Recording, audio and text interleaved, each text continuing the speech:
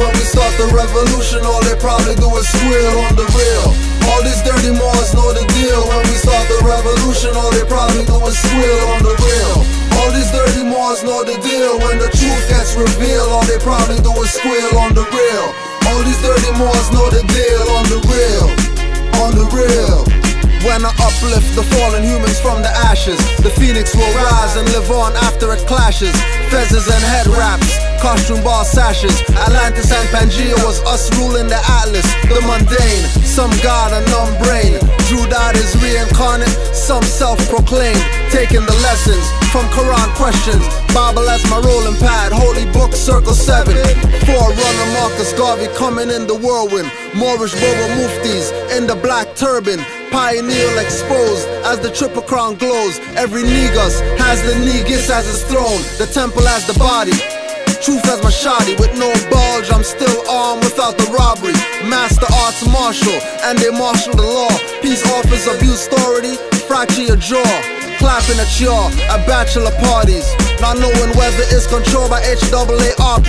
Stopping the tapping of UH frequency, sent to the higher self from Sirius B, or maybe Sirius A. The reverse is serious internet radio play. Like square shreddies are now diamond and new.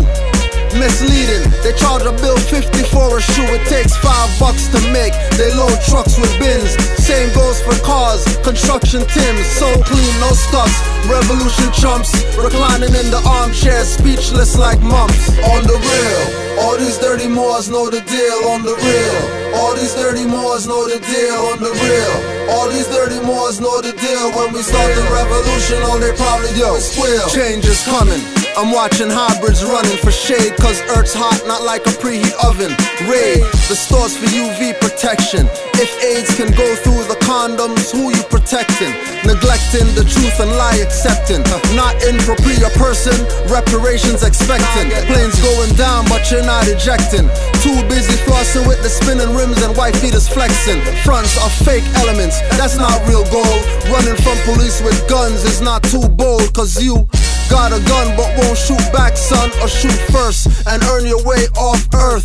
Suicide is a sin and sin is ignorance. Not thinking critical makes you ignorant. Missing the message, ego filling your brain with nonsensical thoughts just to drive you insane. On the real, all these 30 Moors know the deal. On the real, all these 30 Moors know the deal. On the real, all these 30 Moors know the deal. When we start the revolution, all they probably do is squeal. Our leaders labeled black, they were assigned to us. As ancients, we flew, we didn't have to ride the bus or drink at their fountain. We didn't even need our own. The gun is a penis and every man is holding a chrome. Thinking it's tough, but when you shoot, you bust. Like vixens holding you in with the camel hoof clutch. Smoking a Dutch, but taught much against the master. Sellouts would pay karmic debt in the life after. Don't believe me, seek the truth. I hear Hail Hitler when I play back these hip-hop loops. That rap hip-hop, Nas said it's dead. Same gun he raps about, shot Jay in the head. Cripple a team. These ball players, they cripple a dream. Counting the asses that they slap but won't get a bad rap. And rap sheets are written by them. It's police, not following Moors, but niggas booming in their Jeeps. Europeans on the bus, they acting like niggas. Straight off the plantation, looking like J Hill figure. From the foreigner, you'll never get compensated. Disarm a youth man saying he's strapped, you been miseducated. On the real, all these dirty Moors know the deal. When we start the revolution, all they probably do is squeal. On the real, all these dirty Moors know the deal. When we start the revolution, all they probably do is squeal. On the real, all these dirty Moors know the deal. When the truth gets revealed, all they probably do is squeal. On the real, all these dirty Moors know the deal. On the real, on the real. Islam, Moors, Islam. We're here for our day 4, Moorish American Week. Islam to all the Moors. Welcome to Canaanland Moors class. So we're just honoring, you know what I mean, the Prophet, giving him his gun salutes, because he definitely went in for the Moors. Right? He went in for the Moors. We want to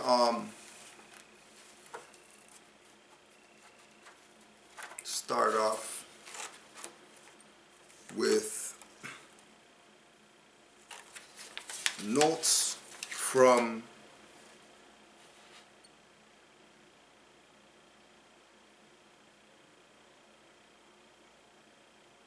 the convention.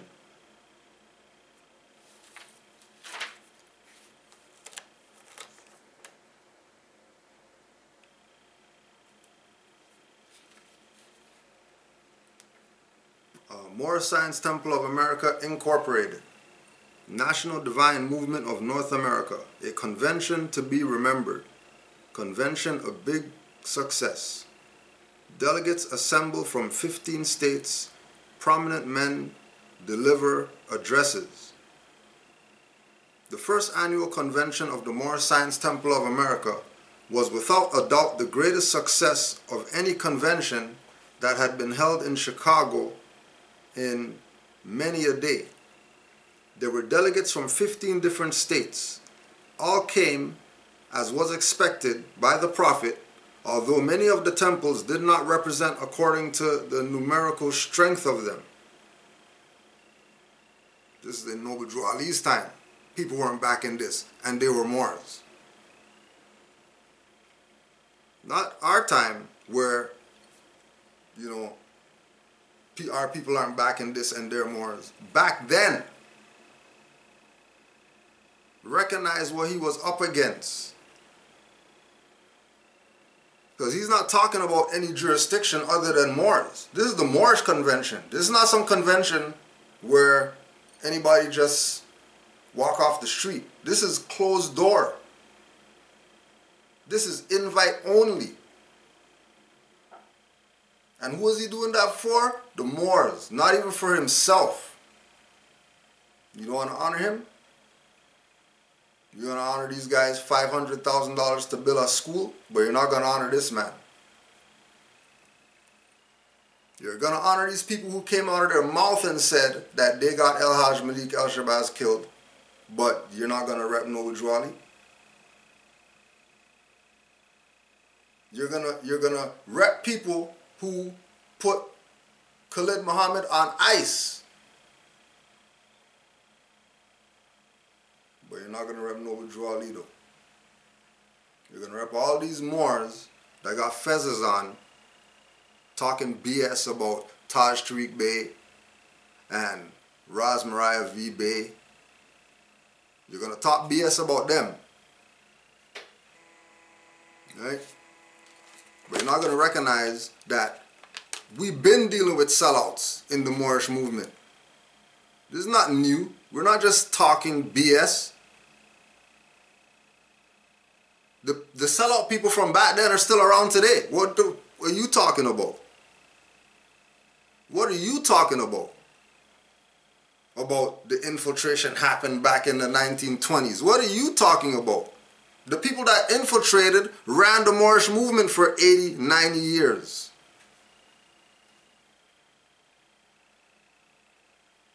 We know this because, you know,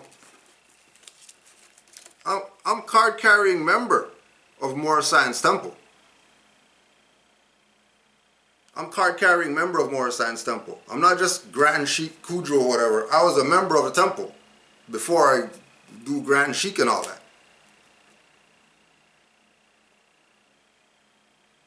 And all these people out here in Moorish Science Temple that call themselves adepts or whatever, they know about Canaanland Moors because it was news to all Moors. When Moorish Science Temple of America in Canada, 2008, 2010, people were calling me that I don't even know how they got my number. Cell number calling me. I don't know these people. All on some congratulations. You think Canaanland Moors on RV Bey publications is because we kiss RV Bey's ass or something like that? You think I could have Taharka Bey's phone number and be calling him every time I have a question. I'm calling him like a jackass? No. You call him and say, Islam, everything's straight, you're good. All right, peace, Islam, and that's that. I don't need him. I study. But you talk BS about people when these people talking BS about our master teachers are the ones that got taught by the ones that sold out, that helped kill Noble Drew Ali. I'm telling you this. Whether it's Emily Ill faction, whether it's Kurtman Bey faction, whether it's Reincarnated faction, whether it's Inc faction, doesn't matter. All of them sold you out. Trust me, I know. I have Bailey Ill's number. Ain't no issue when I call him. You're not talking to me with Taharka like how Taharka talks. You know, you shouldn't affiliate with those people because they, you know, they're not doing stuff the right way and they're not really a grand sheik and all that stuff. All I hear is, hey, keep doing what you're doing, man. They're hearing a lot about the works that you're doing in Canaanland, and it sounds like things are growing over there and whatever. And these people are talking BS about people who taught us that we wouldn't even be in this position. We wouldn't even be in this position. There's Moors in Canaanland right now that they themselves know that Noble Drew Ali is their prophet. And he told them that they're not Negro black colored. And they're not going against that. Because Noble Drew Ali said that. Forget studying whatever.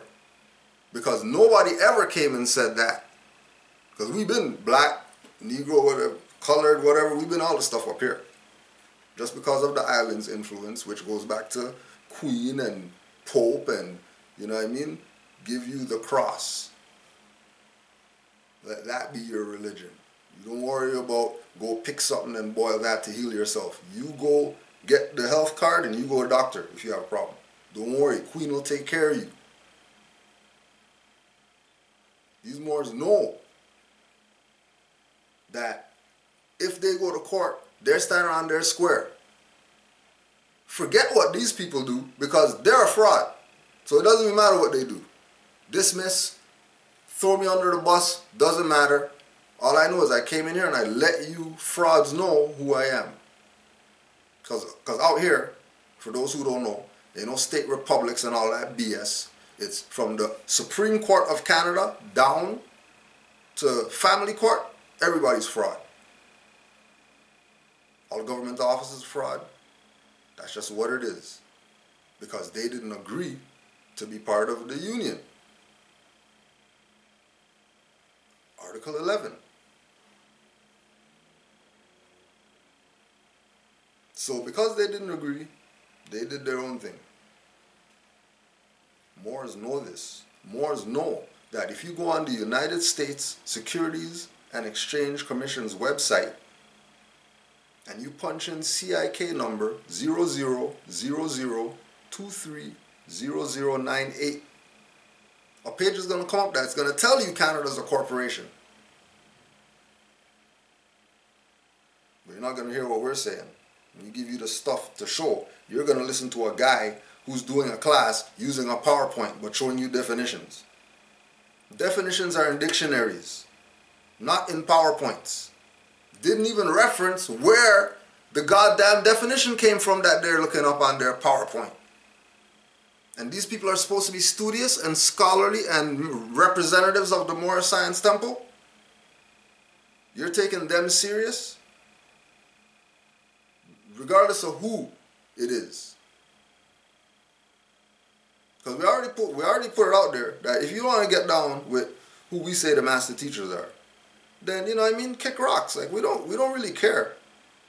But we know that there's people out there who've been played, who really wants to know about their nationality, but they're getting played around in these temples like this is some club and they can't get a Quran yet and all that type of stuff. When this is their birthright, Quran is their birthright. What do you mean Grand Sheikh said you can't get a Quran? What do you mean? Well, I have to come to some more classes and all that stuff. What the hell are you talking about? But this is the sellout that made its way all the way to 2018. These Negroes with fezzes and turbans on are still in control of the Moorish Science Temple of America. And they're trying to have you think that, you know, trust when I tell you. Trust when I tell you. The fear that these people have, these sellouts, the fear, the reason why they talk how they talk about certain people, right, is because they fear being nobody. This is why, again, they do this virtual, use people's name to get likes and get thumbs ups and all this stuff. Use something that's, and trust me, I tested out to know. You think I couldn't call the Umar Johnson classes something different? I called them Umar Johnson just to see what the hell happens. I called it that just to see what's going to happen. And guess what happened? Everybody jumped to go watch because the thing right now is this guy, Umar Johnson, going to some tribunal, so everybody wants to see every video having to do with that when that's some BS. And 98% of the videos on that is BS. Because none of them are telling you that it's a fraud, that's not a court, that lady up there wasn't a judge, and it was some BS. Why is it BS? Just to get you distracted, to keep you into some nonsensical, right? Like he's a prince of Pan-Africanism.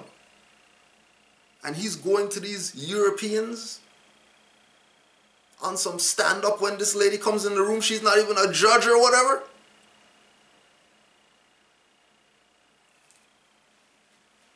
And people take these people serious. When the Prophet came 100 years ago with something so serious, more than anything that these people could give our people. Forget Prophet. Noble Drew Ali came. I know you people like your BS. Oh, he's that prophet, you guys worship somebody. Forget that. Noble Drew Ali brought everything that it's going to take to save a nation and told the Moors, take it and save yourself. Why? Because everybody already been saved. You're the only jackasses out here that don't want to be Moors. Everybody else has a nationality. Nobody's questioning, should they, shouldn't they, it doesn't matter what religion they are, they got nationality. When you come to our people, nah. They got all these leaders, fezzes on, dashikis on, whatever oils that they're wearing that they got from, you know what I mean, some other planet. But they're not telling you about your birthrights. And you're taking these people serious. And everything, everybody in the world has a nationality, except Negroes.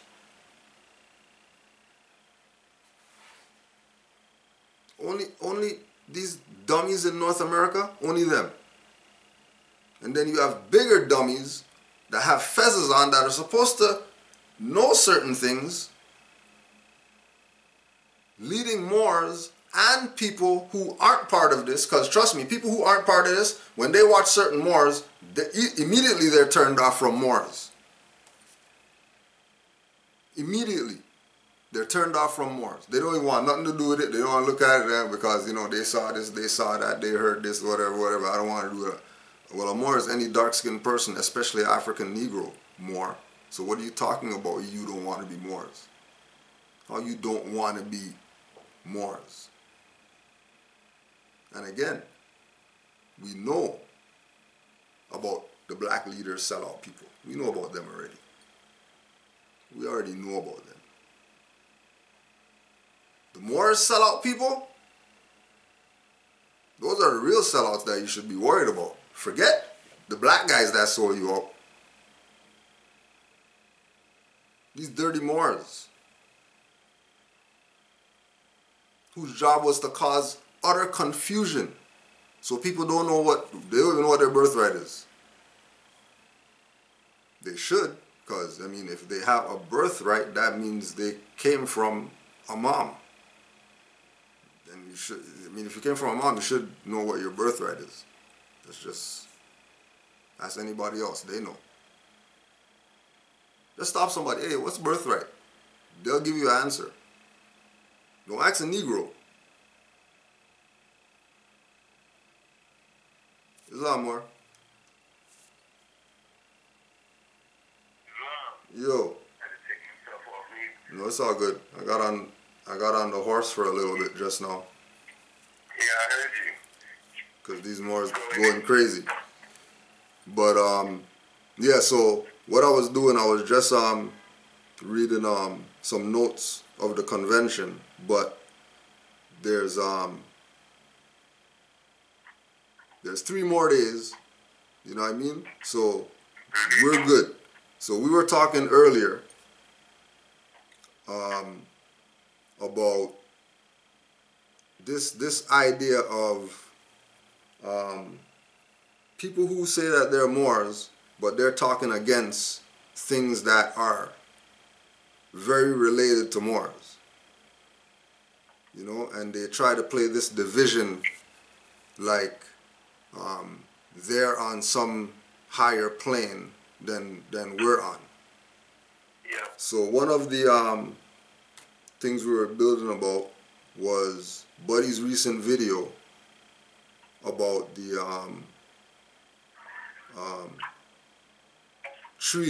treaty lies or whatever. Absolutely. Right?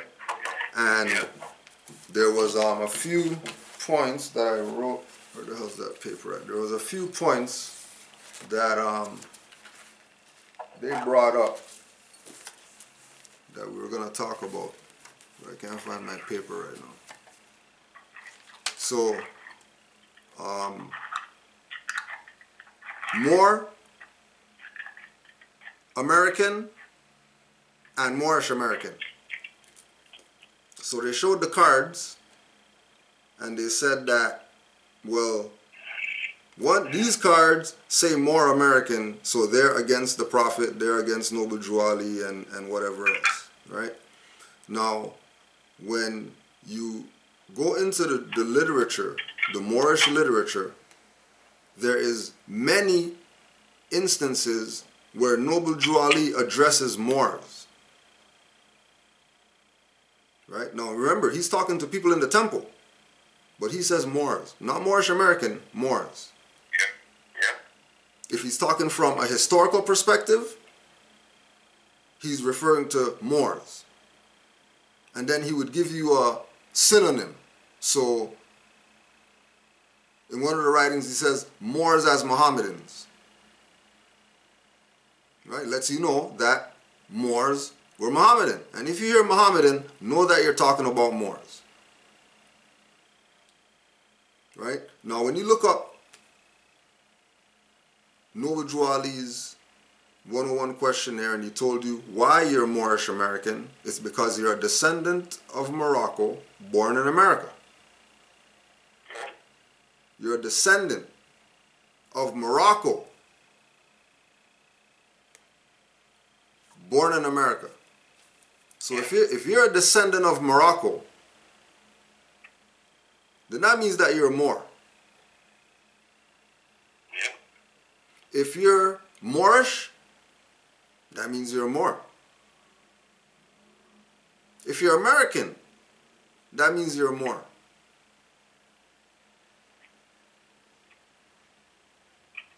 So to say more American or Moorish American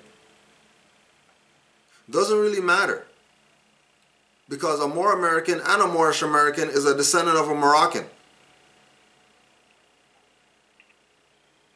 And remember, they're going to talk their BS about, you know, who does the treaty apply to and who does the treaty this and that. But they just did a class of talking a whole 2 hours that overhears Morocco. That ain't the whole thing. I don't get it. Their own videos killing themselves. Their own videos killing themselves. Because how do you have nothing to do with the treaty between Morocco and United States, but you just did a video talking about over here is Morocco? If over here is Morocco, then that means over here is not the United States.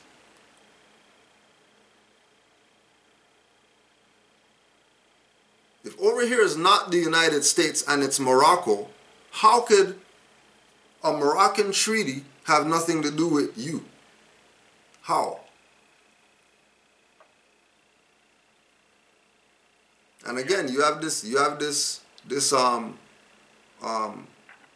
was talking with Brother Mario about this earlier,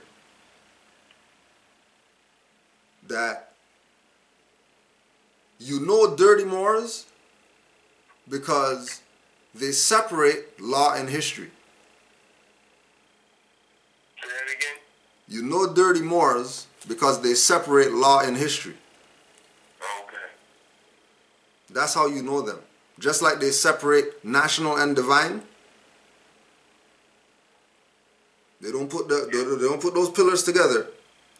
They can just deal with one. And have you think that they're the authority of the Moorish whatever, when they're not even dealing with the two perspectives as one. They're deliberately doing that. They're deliberately separating history and law, talk to you about all this history, but in the background, they let you know they don't study law. So how are they going to know history? Which is colored. Which makes their position colored. Right? Their position is colored now because they separated history and law. And they did that. This is not, they just did that yesterday. They've been separated history and law and let you know what their position is, that they don't deal with law. They deal with statutes, ordinances, acts, and things that are colorable. They say so themselves. They bring lawyers on their platform, which is color. That's not no lawful authority of somebody that knows jurisprudence. A lawyer, that's who you bring on. And then worse is that Moors are like, hey, yeah, the lawyer said that, whatever. Stupid. Clearly you don't study.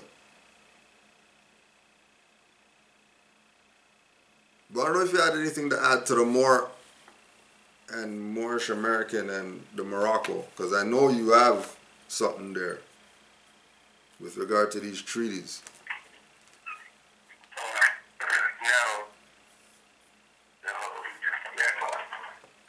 Because what he said, because I wrote it on, I got my notes right here. Yeah, where the hell's my notes at?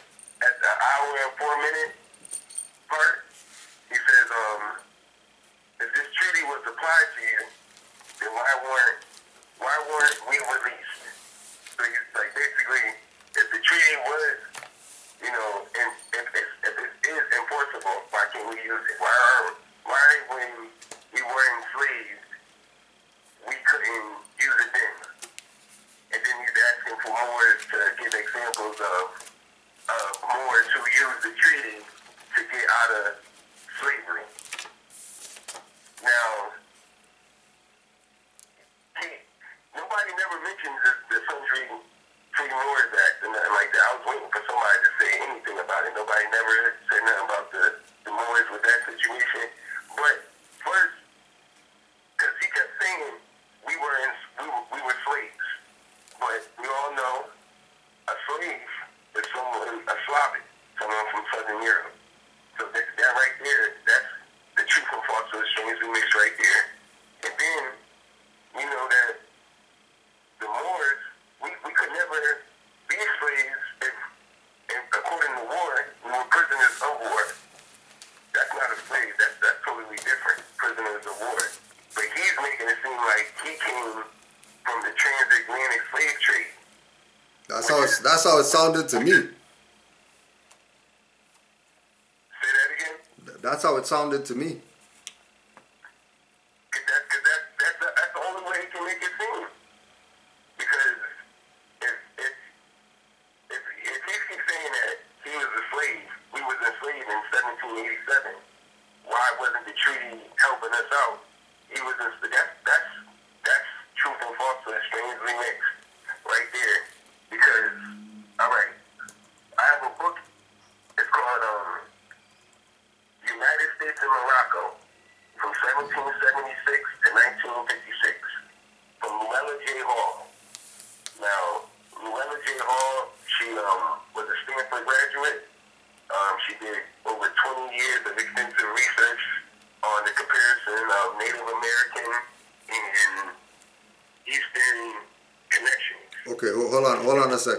Moors, like, just to put this in there, right? Keep in mind, the dirty Moors like to say, you know, when they bring up their little facts, well, this comes from a whoever graduate, or they're a lawyer, or they're a whatever professional, and you should listen to what they say because they know what they're talking about because they're professional. So just start over again with her name and run down her credentials again. Okay. Luella J. Hall. She was a Stanford graduate. Over 20 years of extensive research with Native American studies and Eastern connections. And she has a very in-depth dissertation on Morocco and the Moors. So that was basically her whole like development of what she was endowed to do, like was to study the Moors, the Moroccan relationship with the United States and all the other quote unquote countries, France and everything else. But the book of it, the name of the book again is United States, United States and Morocco, 1776 to 1956. It's the Library of Congress, catalog card number 71-142233. So if you wanted to look up in the Library of Congress, it's in there too. But she says in her book,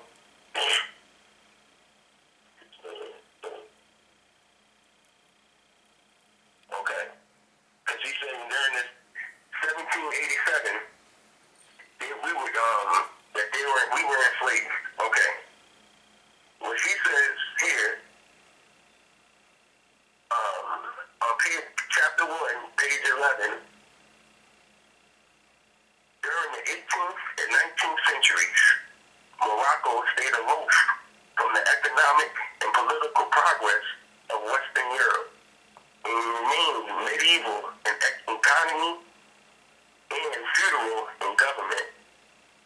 The Maghreb has had many connections with Asia, such as colonization by Phoenicians, conquest by Arabic population, and culture in collusion with original Islamic empire.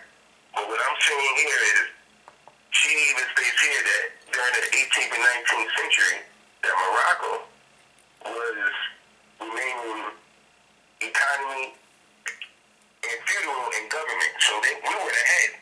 So there's no way that Moors can be enslaved if we were feudal in government. We were it.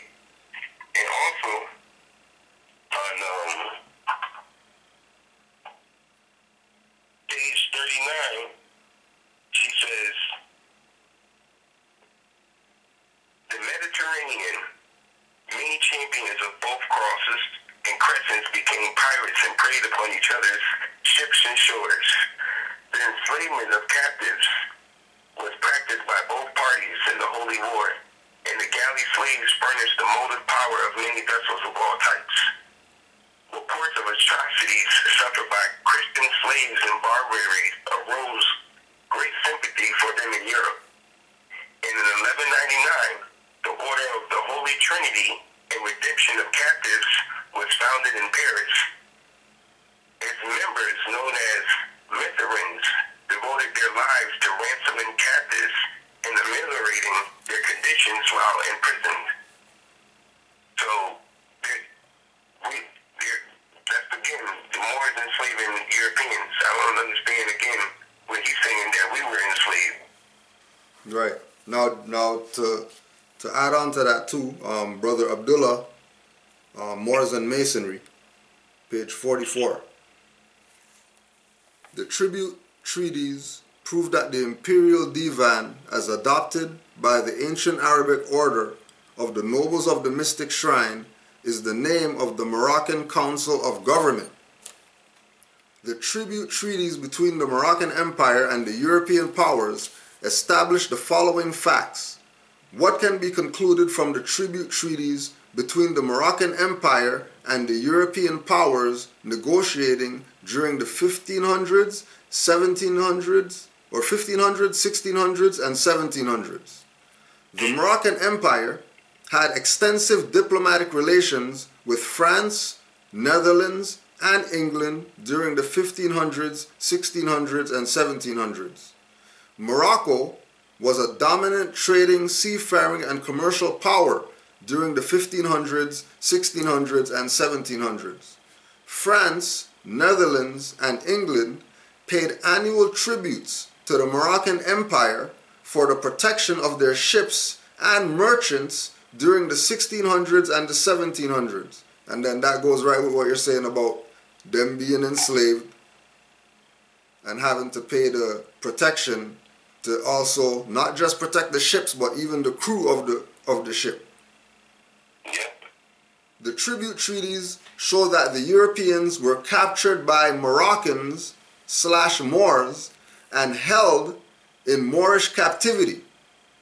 The tribute treaties prove that the Moroccan Moors were captured by Europeans and held in European captivity. The tribute treaties unveil that the Moroccan Moors seized European ships. The tribute treaties prove that the imperial divan, as adopted by the ancient Arabic order of the nobles of the mystic shrine, is the Moroccan Council of Government. Now we're bringing that up to say that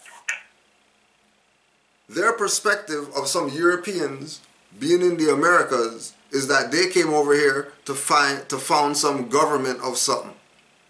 They were on the run.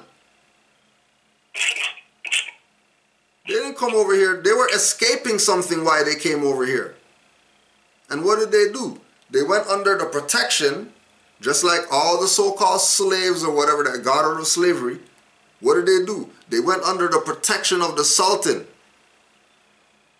What did they do? They enforced the treaty. Why? Because they know that they were in the Moroccan Empire. What else are you going to enforce if you're over here? What law are you going to enforce if you're a foreigner in this land and somebody's violating you? They didn't have no acts and statutes or whatever back then. They didn't have no ordinances and city of whoever that made up some law that you can't park here. And again, let me add on real quick. Yeah, more. Real quick. Go ahead, more. It said, page 41, same book. The 17th century, because he said in 1787, Right, yeah. they were enslaved. Right. Okay. The 17th century was one of prosperity for the pirates.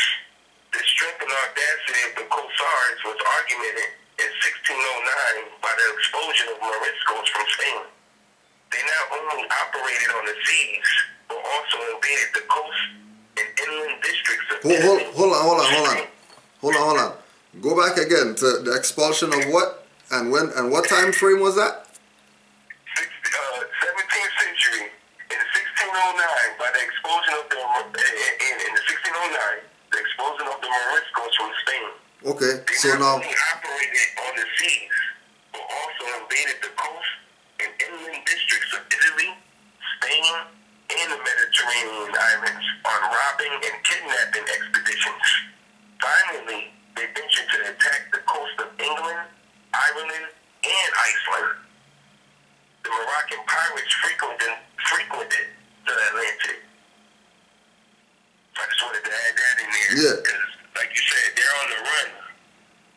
Look at all these people. All these countries, quote unquote. Italy, Spain, Iceland, Ireland, England. They're on the run. There's no time to be enslaving, quote unquote, black people or Africans. They're on the run. no time. They don't have no time. Right, and this is the thing with the concept that if once you have the warped separation of law and history mindset, right, that the Treaty of Peace and Friendship was some governmental whatever, you're out to lunch. You're lost. Because remember, it had nothing to do with citizens and all that. It had to do with Islam versus Christendom. Now remember, you can't separate church. You can't separate church and state either.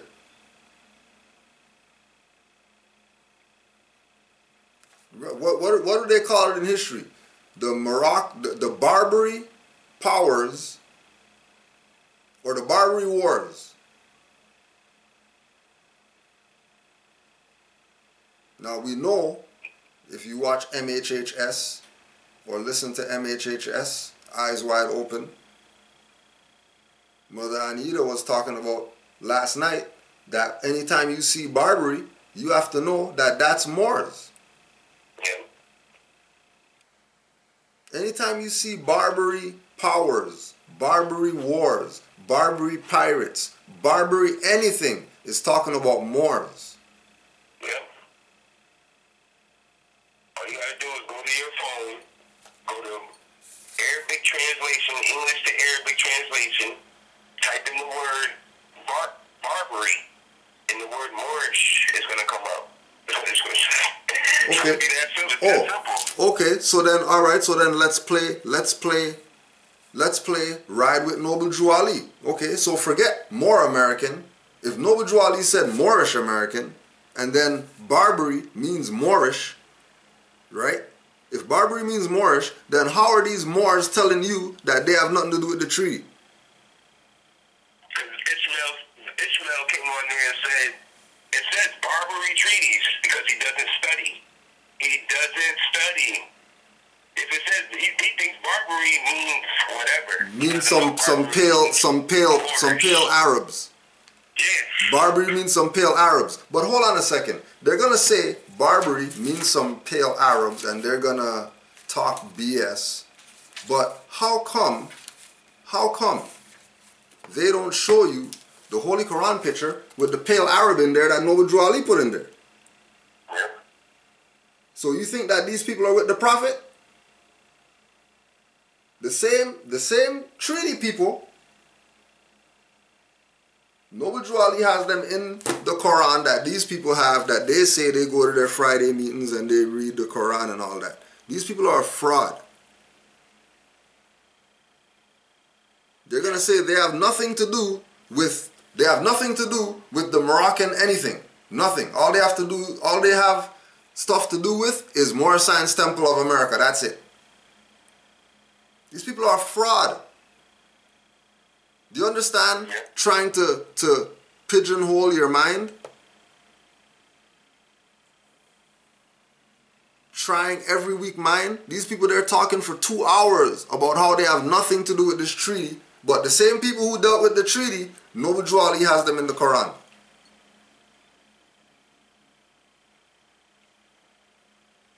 And you're taking these people serious. Therefore, the Prophet, what they do for Noble Drew Ali Week? We've been doing classes, you know what I mean, to show our honors. What they've been doing. And if they're so humanitarian, how come it's not documented and so everybody could see what they're doing? What are they hiding? If they are honoring him at all. Because again, like we said today, you know, why is this Moor using Noble Drew Ali Week, Moorish American Week, to cause division? How is it you honor Noble Drew Ali so much that you take the week that he said Moors are supposed to honor him or whatever, and you're playing some divisive BS? Only sellouts move like that. Only sellouts move like that. Yeah. Only. I got another one for you. Yeah, man. Bring it all, yo. Bring it all. Bring them all tonight. Bring them all. Shut these clowns down. The 18th century. During the 18th century, Spain had several conflicts with Morocco and Algeria. She made treaties with both and also with Tunisia. Great Britain received strategic posts of Gibraltar from Spain in 1713. Nevertheless, an audit of books recording the tributes paid to the Barbary powers, with that word, Barbary, but that's Moorish. So the tributes paid to the Moorish powers would have shown a booming business. Regular Morocco by the Netherlands, Venice, Sweden, Norway, Austria, Denmark, and Sardinia. The other Barbary states were also exacting large payment in the 18th century. They were still paying. They were still paying. All of these people all of these countries still paying annual tribute to the Moors. Annual. In 18th century. Right? And also too, look at the perspective that when Noble Drew Ali said, "You're descendants of Moroccan," right? That's how you got tied to the 10,000-year-old history that these people want to avoid. But they know that over here is Morocco, though. They know over here is Morocco, but treaty has nothing to do with them. They know that the Sultan's in the Quran, but treaty has nothing to do with them. They know that Barbary, well, they didn't know that Barbary means Moorish, because they're making you think that the Barbary were some pale people. When that's not what was going on. Don't listen to them. Remember, these were the people who, in the 90s or whatever, they were going to Great Seal classes and all that. You think they don't know what's up? The question is, how much did they accept?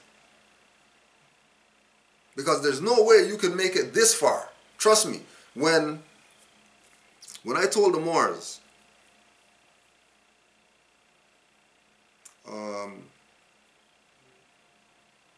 couple of the Moors that put me through the adept chamber, when I went to them and I told them, or I asked them, yo, what do you think about Sharif Bey? They said, oh, Sharif Bey? He's one of the most heaviest Moors out there, from the history perspective and the law.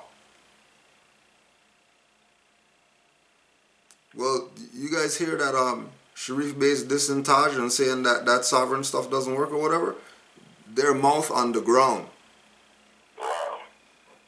These are adepts now. Their mouth on the ground. Because they're like, what are you talking about? There's no way. There's no way. It's impossible that you're telling me that he's talking crazy about Taj Tariq Bey. No way. Right? Blew them away. That he's talking BS about the master teacher, who they themselves know is a master teacher. These adepts. You know what I mean? They gave him high honors. And then these people talking about, well, it's not like I don't like them. Well, if you like someone, why would you say that things that they say get people murdered? When that didn't even happen. If you like somebody, why would you keep cutting their picture out and putting it on these stupid things to try to, you know what I mean, get views on a video? So clearly you have no honor. And also we were talking about, Brother Yusuf, mum's the word. We were talking about mum's the word. And again, how cowardice is it for these people to talk BS about some elders? How cowardice is it? You know what I mean? And then beyond that, how cowardice is it for him to go after a mother? That's the colonizer's job, to go after mother. So if a Moor starts going after mother, that lets you know their mindset. That lets you know their mindset. How do you know? Because go check. Why is he repping some Brooklyn or whatever? He's a Moor. He's repping some Brooklyn. That ain't no Moorish jurisdiction. That's corporate jurisdiction. And then on top of that, stuff tight like Leroy. Like these people think that this is fame and this is exercise video or something like that. You wearing tight stuff. But you're promoting somebody's product. You gotta promote them so bad that you have to wear the medium shirt, fat boy. You had to wear the medium shirt. You couldn't wait for the large shirt. You had to plug them so bad. What did they give you? What do you owe them that you had to put on the squeeze up shirt? A big man with a son. Big man with a son. Wearing some tight spandex shirt. Talking about Moors have nothing to do with stuff. And the worst is people who take these people serious. That's the worst. The worst part of it. Because trust that the people who we look at as the master teachers, you know, like most of the time they pay their own way. These people trying to make it sound like people got some secret vault or something like that, full of finance that they took from people. That's where they're going. When again, Drew Ali told these Moors they need finance. That, you know, our biggest plight is economic. And people who are taking finance and doing some good with it, the people who want to take your $5,000 and not show you anything, just give you some papers, right? The people who want to tell you, you know, 200 notes for a 5-minute conversation on the phone. The people who want to tell you, yeah, give us money for the GoFundMe and all that stuff so we can build whatever that they never build. Like, yeah, we did GoFundMe, but we have the studio, we have the albums to prove that what we did with the finance. We have the albums, plural. We have the albums to prove that, yeah, we had a GoFundMe and we took some finance from people for us to start a studio. Okay, well, studio is built and we put out albums. So don't talk about just taking finance and people not getting nothing. When you make an order from RV Bey Publications, you know how much stuff you get? You're not going to RV Bey Publications, buying a book and getting one book. Anybody who ever bought something from RV Bey Publications and only got one thing, anybody who bought something from RV Bey Publications, anybody, if you bought something from RV Bey Publications and they sent you only what you ordered, just say something in the chat, send an email, canaanlandguide@gmail.com, because we want to know who you are. How come you only got one thing? And I bet you it's going to be some story behind it about you're some clown. That's why you only got one thing. Sending 500 emails about BS. Everybody else, when they open their package, they're like, oh, damn. But it's every time you order. Every time you order. Not once. Every time you order. You get more than what you ordered. Every time. You get more than what you ordered. Every single time. There's not one time when you order and don't get more than what you order. And these people are trying to tell you that they're trying to take people's finance in complete dishonor, because Noble Drew Ali said, to change the people, you must change their literature, and all they sell is literature. And you're telling me they're not against the Prophet? All, you know, quote unquote, RV Bey Publications is a publication company that produces Moorish literature, and Moors are telling you don't support them, they're stealing your finance. But you're going to support this clown to go buy some freaking abandoned buildings that have grass growing out stuff. When as Moorish Science Temple of America, they can just go to the city, sit down with the mayor, and pick any building that they want. Don't forget, these people already went to their little, meeting, got their certificate or proclamation, whatever, from the city and all that stuff. So they technically have the city in their back pocket. So how come they're lay-laying? How come there isn't more Science Temple of America everywhere? How come these Moors who have these connections with mayors or whoever haven't talked with the other mayors to let the Moors there know that, okay, well, go talk with the mayor and, we already made the hookup for you. Oh, but because these people aren't about unity. They're about taking Noble Drew Ali, taking Moorish American Week, and using it to create some division opposed to unifying the Moors. Well, okay, fine. If they want to be divided, we're going to continue drawing the line in the sand. Right? And show you that the division is active Moors and dirty Moors. Pick a side. There's no in between. Active Moors, national and divine at all times. History and law at all times. No separation. Dirty Moors, anything other than that.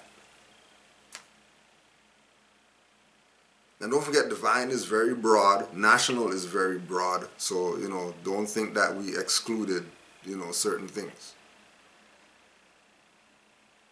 But no. Be completely sure that when these people start playing this game with you, right? When these people start playing this game with you and they start bringing up mother,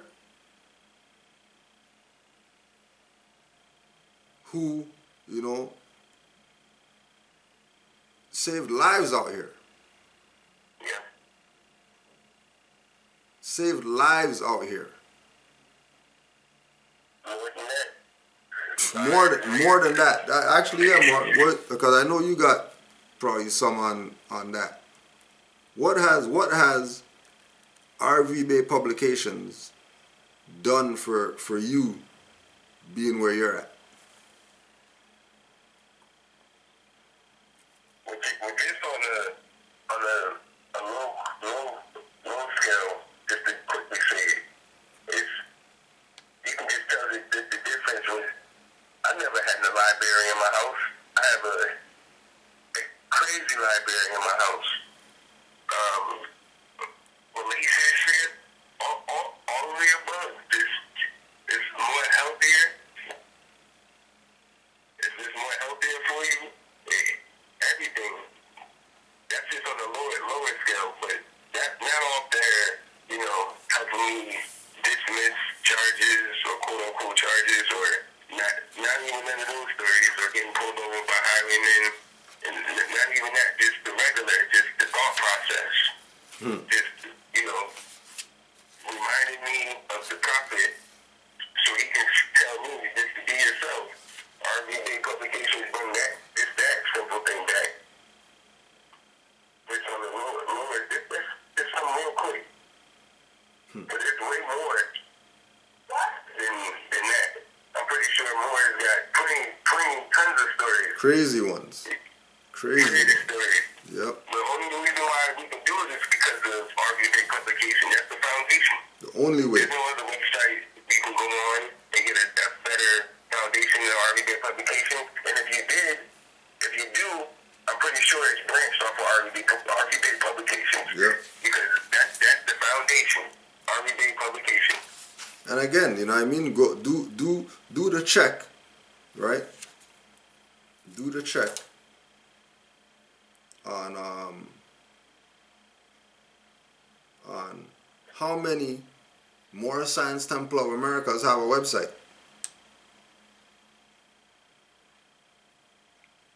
How many? Yeah. How many of them have a website? How many of them have a website? And if they do have a website, what's on there? Are they teaching me? Are they teaching you? Are they teaching us the truth about our birthrights, or are they just trying to make you think they know more about Noble Drew Ali than anybody else? Because proving that you know about Noble Drew Ali ain't that ain't nothing.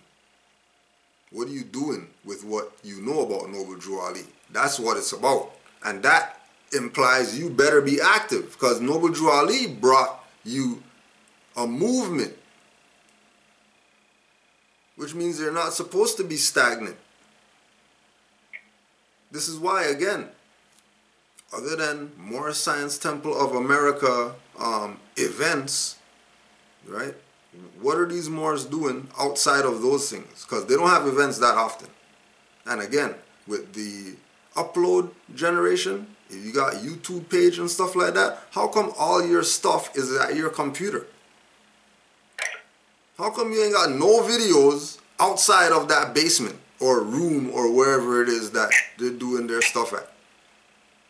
You know what I mean? You build with, you go on a Sears page, he's outside sometimes. You know what I mean? You go on, you know, Canaanland Moors, you know, we're always everywhere. All types of stuff. Yeah. How is it that they're limited to this perspective? And, you know, going back to the thing with Morocco, there's no, like if Noble Drew Ali said that we're Moors, right? And we're Moorish and we're Moroccan and whatever, and then we go to the treaty and it's the Moroccan treaty, but in the treaty it's saying if a Moor does whatever, if a Moor whatever. Who you think they're talking to? They're talking to some pale people called Moors?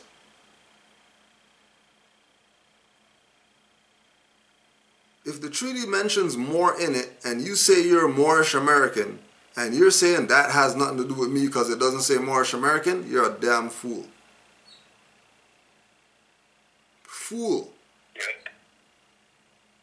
And again, these people were supposed to, because remember, the Negro problem was supposed to be solved already. Right? And Mr. High just commented that, you know, the UN troops are now up in Chicago now. How come? Because they're about to solve the Negro problem.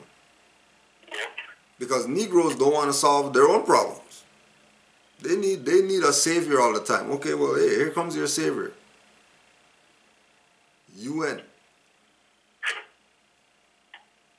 I got a question for you, Gracie. There's a lot more. I got two of them for you. Now, because you were just talking about how they don't ever go nowhere and, you know, outside of that basement. Speaking of that, I didn't see nothing from the Moorish Science Temple acknowledging Noble Drew Ali Day. Even that. Now, my question is, why is it the videos being made about separating the Moors instead of the unification of Noble Drew Ali Day? Like, it wasn't none of that. Like, his thing was, this video he put out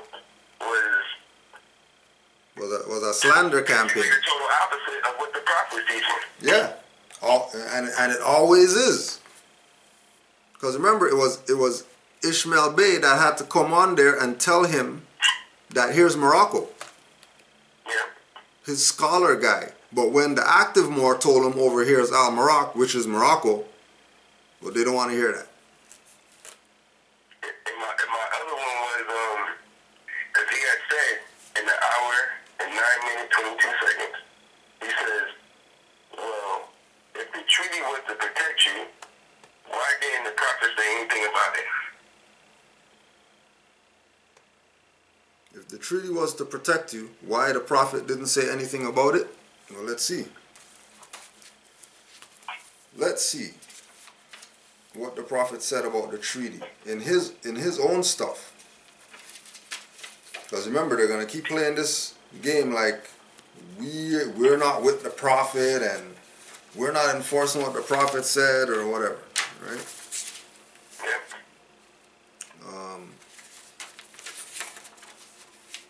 Now this is Noble Drew Ali.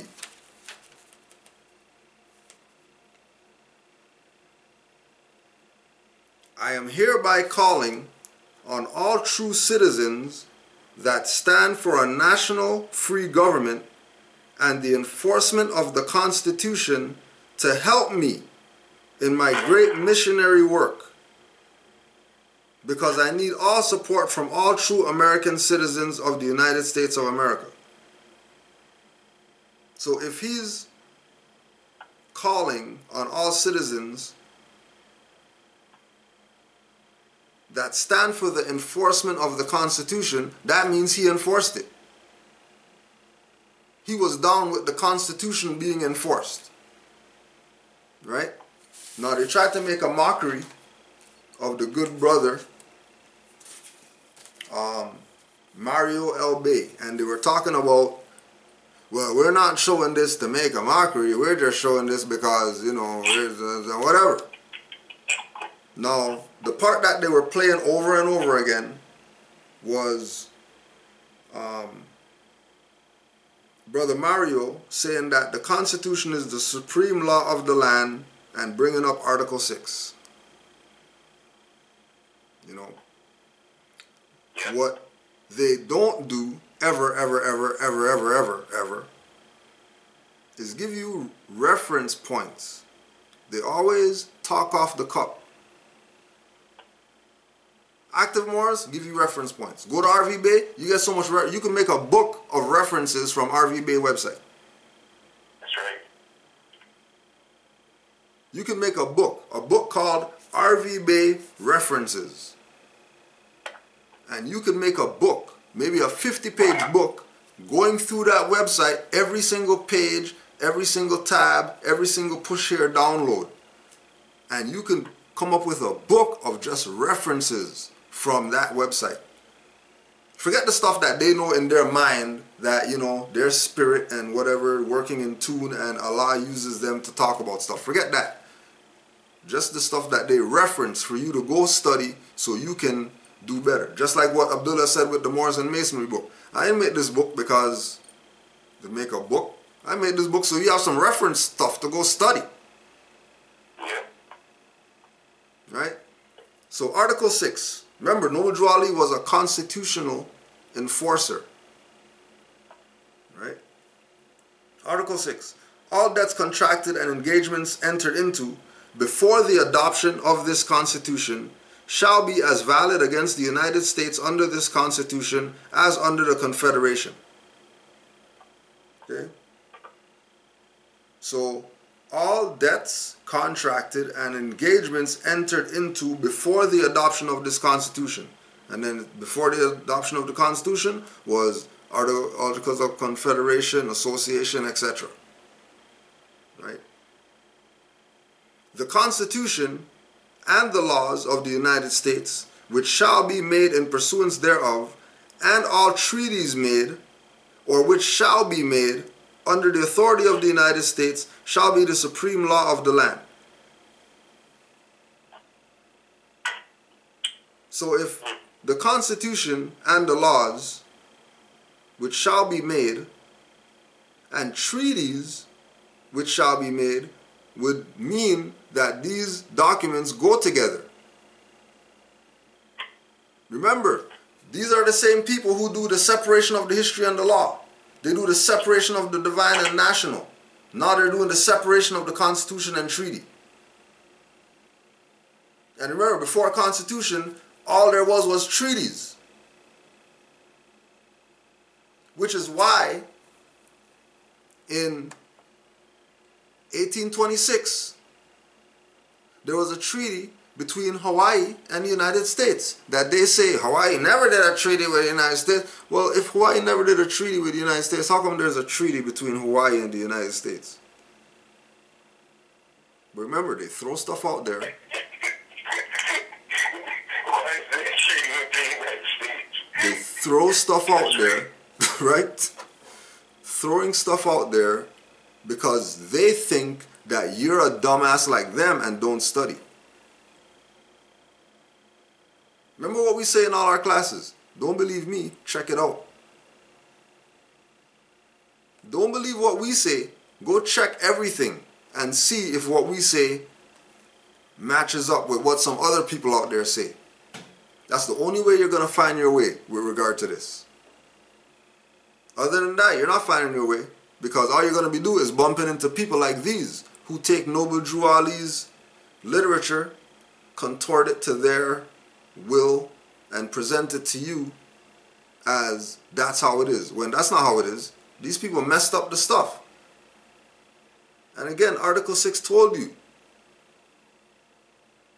that Constitution and the treaties is the supreme law of the land. Yep. Right? And the judges in every state shall be bound thereby. Now, if the judges in every state shall be bound thereby,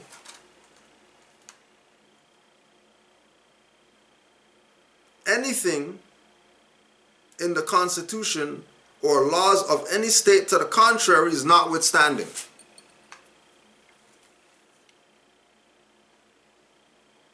Anything contrary to the Constitution is notwithstanding. So why are they telling you about statutes, acts, ordinances, and all that stuff, which are contrary to the Constitution? Because trust me, all those acts, all those statutes are contrary to the Constitution. Why? Because those things were created by people who didn't have delegated authority. They went out and did their own stuff. And now you're running with them like they're legitimate. They're illegitimate. They never have been legitimate. And the only way that they become legitimate is when you give them your power. When you give them your energy, that's how they become legitimate. Other than that, they wouldn't exist. Think about all the dirty Moors who we exposed. Right? Think about all the dirty Moors and think about how many of them just disappeared. We exposed them to the point where the people who were following them stopped following them. And they just disappeared. People you don't hear of. There used to be people that they were always calling Kudro.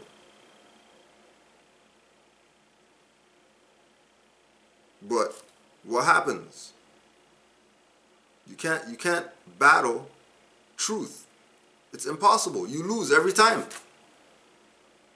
That's all it is that we're doing. And the truth that I got from rvbaypublications.com, Tajrik Bey, Alimel Bey, Asir the Duke of Tears, Hakim Bey, Obashango L, Rudra Sut Notorio L,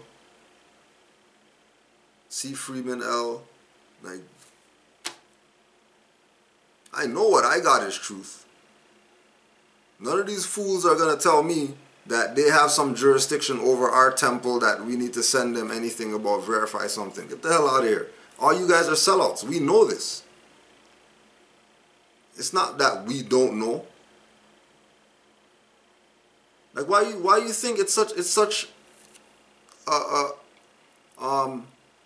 say hatred towards active Moors by people who are in the temple, because we make them look bad, because they're supposed to be doing what we're doing and they're not. They're choosing to go pray or be prayed or prey on people. But we're out here putting this word out, you know what I mean? Getting people to, you know, even if they don't completely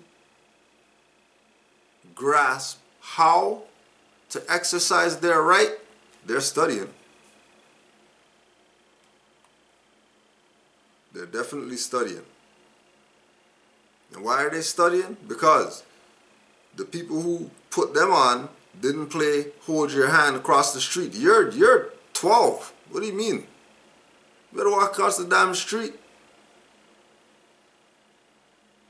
You mean hold your hand. You cripple or something?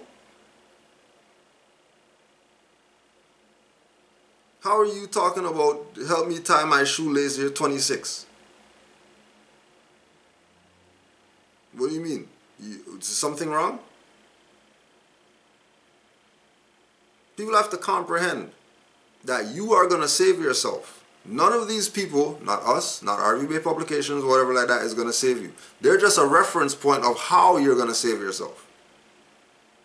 What direction to go to be saved. But don't think that they're saving you. Like I said before, if we really wanted to, Moors who study, we could be badgering these people we call master teachers, like how some people out there do, sending them emails every goddamn minute for nothing. The stuff that you could just go study and find out. What do you send an email about stuff? Real simple things. Do not let your mind escape you. Because if your mind leaves you, somebody else is going to have jurisdiction over it. And then you don't have a choice when you're thinking for somebody else. When you're thinking because somebody put their concepts in your brain. Right? And again, when you hear, for example, like when you hear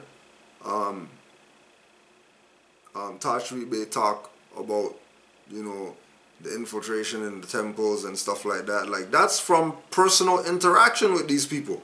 That's not hearsay. That's because he engaged some of these Moors. Right? Imagine you go to Moor Science Temple. Right?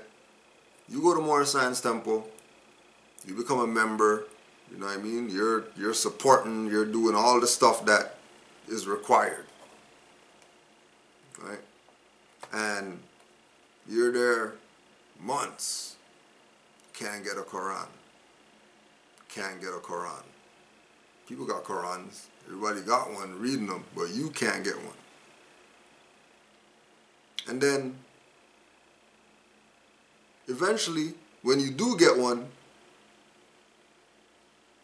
it's given to you wrapped up in newspaper print with stains, juice stains in it, pages bent and all that type of stuff. That's what they give you. And you want to know how come people talk bad about these people? Because remember, it's not about the temple. It's about those people that are in the seat. It's never, ever, ever about the temple. That's why we always bring up, don't forget, we rep RV Bay and we are Moorish Science Temple of America. We rep Taharka Bey and we are Moorish Science Temple of America. We rep Mario L. Bey and we are Moorish Science Temple of America. We rep Rami L. Bey and we are Moorish Science Temple of America. We rep Rami Salam L. We are Moorish Science Temple of America.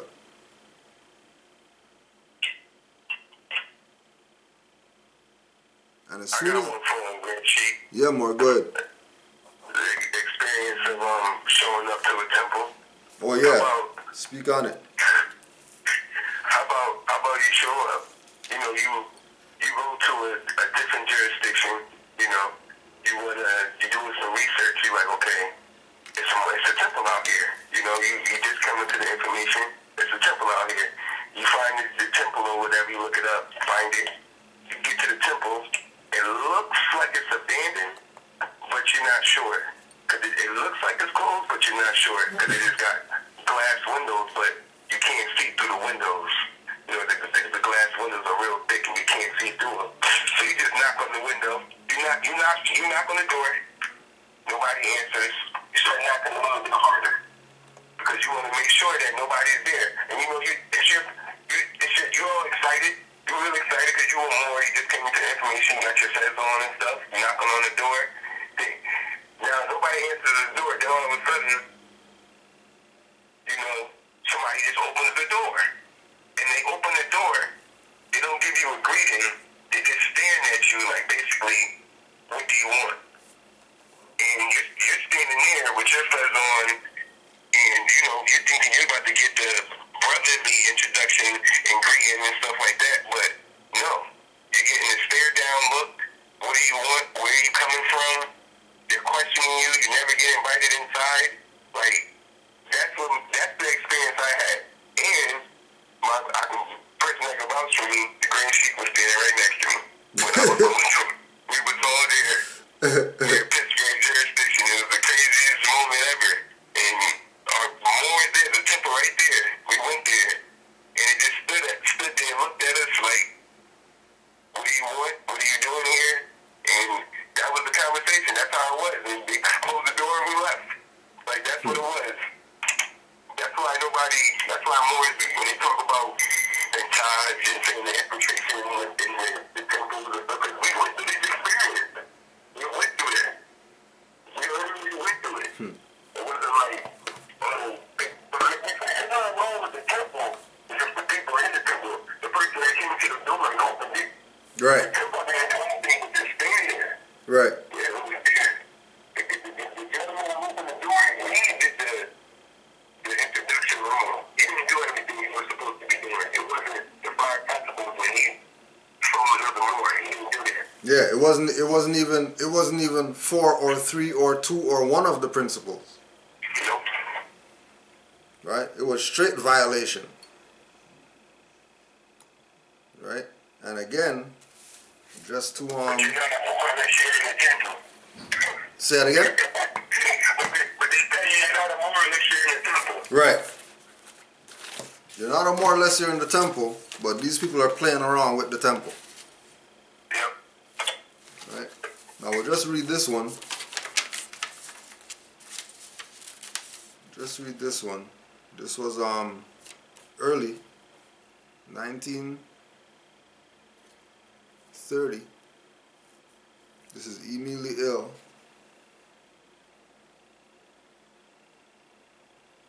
It was done when I was on my trip around to the temples in 1929. And they confessed a few days ago that it was done in a private meeting. And that meeting took place in August as I visited the different temples. They kept it a secret till we met in the convention. And in the midst of our grief for our beloved prophet, they knew we wouldn't be expecting anyone to come in the convention with envy and hate. Yet they did, and railroaded their purpose through, unsuspecting, but not due caution, and to the effect that if there were any laws or resolutions passed that conflicted in any way with those of our prophets, they would not be considered law until the next setting of the Supreme Grand Council, and that body hasn't had a meeting yet. Remember, this is 1930. And any actions on his part as Supreme Grand Advisor before the meeting of the Supreme Grand Council was and is unlegal.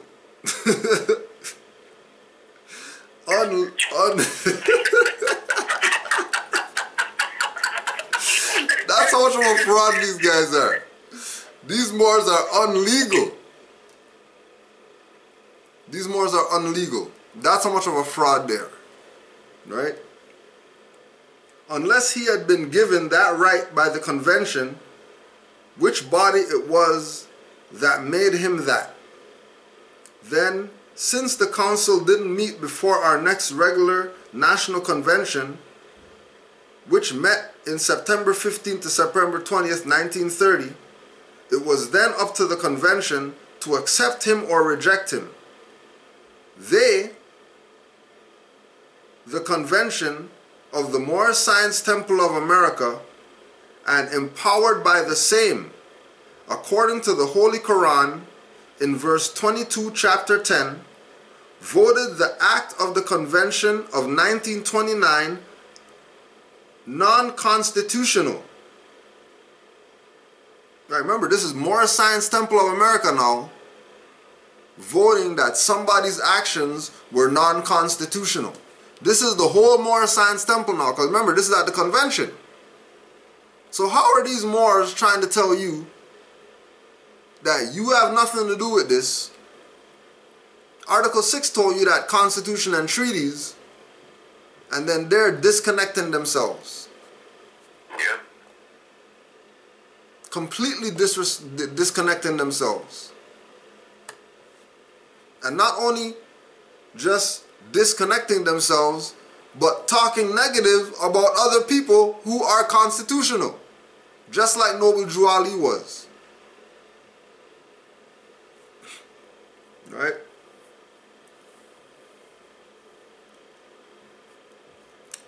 When it made Brother C. Kirkman Bey Supreme Grand Advisor, we sent this brother word to meet us in that convention.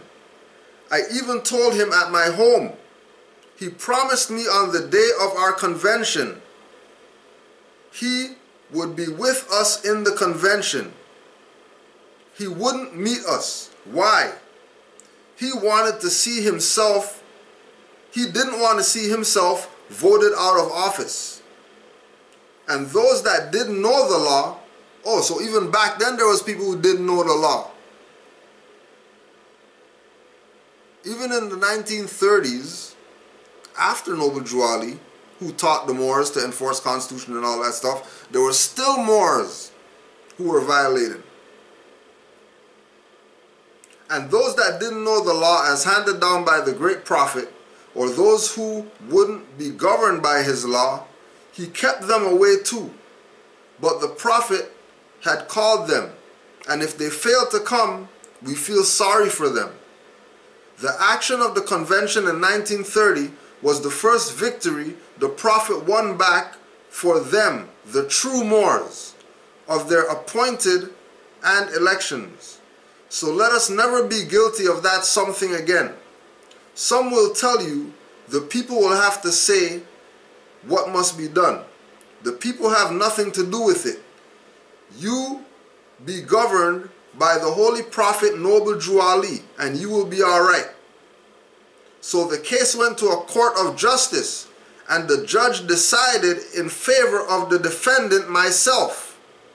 And I hold a legal written statement from the court that the case has been tried and a decision rendered by Justice Eberhardt on May 7th, 1931. So these frauds even went to court and lost. They even went to court and lost. And they're still around today, posing like they're somebody. And again, because people don't have the info, because every time they go to Moorish Science Temple of America, they get turned away instead of being given the goods. Because trust me, if you read some of the letters that Emile Ill had in the 1930s, you would know who the dirty Moors were too, because he called them all out. By name, called them out. And again, this is why we say, go to their grand sheiks, go ask them for the Mukarrabin files. They have it. Trust me, I'm a grand sheik and I have it. Trust me, they have it. If they tell you they don't have it, they're lying to you. They're suppressing the facts about what happened after Noble Drew Ali died. Because all the facts are in the Mukarrabin files. And you have to go get it from them sheiks that you people love to support them. Go ask them for it. Bet you they blackball you. Bet you they tell you don't even come back to this temple ever again. And they're not going to do it in the open so everybody could come and ask you, hey, what happened or whatever. They'll just realize that you're not there anymore. And then they're going to say, oh yeah, you left and all that stuff. When no, that's not what happened. You came into some truth and you started questioning these people and they got mad. Right? We always bring up again, Moorish Science Temple again. You can go watch the video of Taharka Bey and Nature El Bey. Uploaded that like 5-6 years ago with the Moor in that who his temple, Grand Sheik or whatever, called highwaymen on him because he said a Maxim or something crazy like that. He said a Maxim and they call highwaymen, then saying that he's violating the Prophet because Noble Drew Ali didn't bring that. That was like 5 years ago, 6 years ago. So, is that Grand Sheik still in that temple? Who knows? I know that Moor not in that temple no more. I know that. I know that Moor severed ties at that point, at that lecture, when again he sat down with the two master teachers, Grand Sheik Nature El Bey, Asbury Park Temple, and Grand Sheik Taharka Bey. No temple affiliation other than Canaanland and Grand Sheik Nature's temple. Oh yeah, and Alim Bey's Moorish Holy Temple of Science. Okay. So trust that he's a Grand Sheik. Why? Because we say so. We're Grand Sheiks. I'm a Grand Sheik. And I know that he's one. Why? Just like he told you last week. His mom brought him here. Not some Moorish Science temple. No, the temple didn't make you a Moor. Noble Drew Ali didn't make you a Moor. Noble Drew Ali didn't make himself a Moor.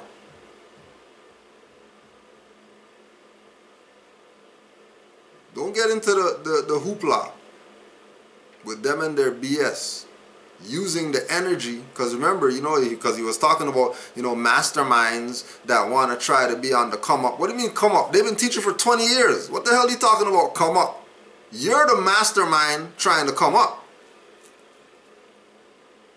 These people who you haven't heard them teaching for 10, 15 years, all of a sudden now they got, PowerPoint presentation and stuff like that. They're presenting stuff all of a sudden.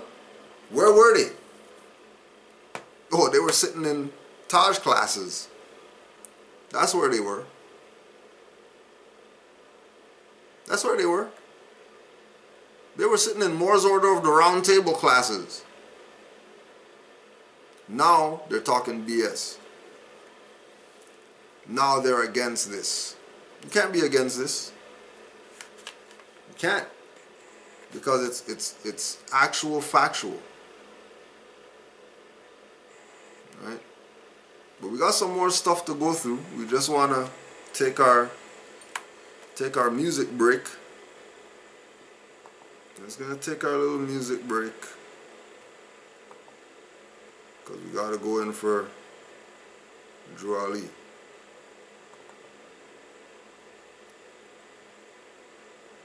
And remember, these are all the Drew Ali relative songs by Iron Sheik. That's all we've been playing since Monday.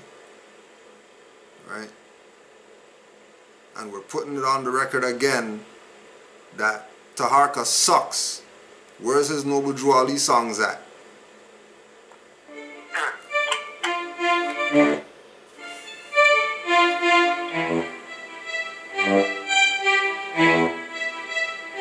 Dreamy and drooling, falling for the fooling. Mental slaves sell out or get bought out for cooning. Being your example to follow with no strain. Met means mind, so govern and entertain is more than you imagine. Carbon is melanin, Quran and Bible angels are cherubim and seraphim. Riding on the light angles, traveling at warp speed. We created crossbreeds, now we can't walk free. The mind is the plantation, everything is mental. Even filling your brother with lead like a pencil. Mercenaries with chalk use bodies as a stencil. If rival gangs won't stop you, barbed wire fence will. It could take more, but it might take less. Cursing your God on Job's cash in the fake checks. Spending fake monopoly money, counterfeit at best. When you see something is wrong, you need to counter it best as you can. You don't need a magic wand or to click your heels twice to escape dreamland. Just use your mind. If you can't relate, you're living in an illusion, slave to the dream state. You just heard about Drew Ali, don't think he's late. He brought nationality and link back to your east state. As Negro and black, we act like we can't see straight. Shaken by the shoulders, waking from their dream state. If you just heard about Drew Ali, don't think he's late. He brought nationality and link back to your east state. As Negro and black, we act like we can't see straight. Shaken by their shoulders, waking from their dream state. Invasion. Drew Ali, my water when the fire starts blazing. Running with the holy buckets, the Caucasian. While Asiatics daydreaming, mental stargazing. Not paying attention, but paying taxes and fines. Nas said the world is yours, he really meant mine. If I ruled the world, you wouldn't want to be black. You wouldn't want to be a deadbeat dad or be whack for sure. You wouldn't want to be the dirty moral leader, convicted and facing my firing squad either.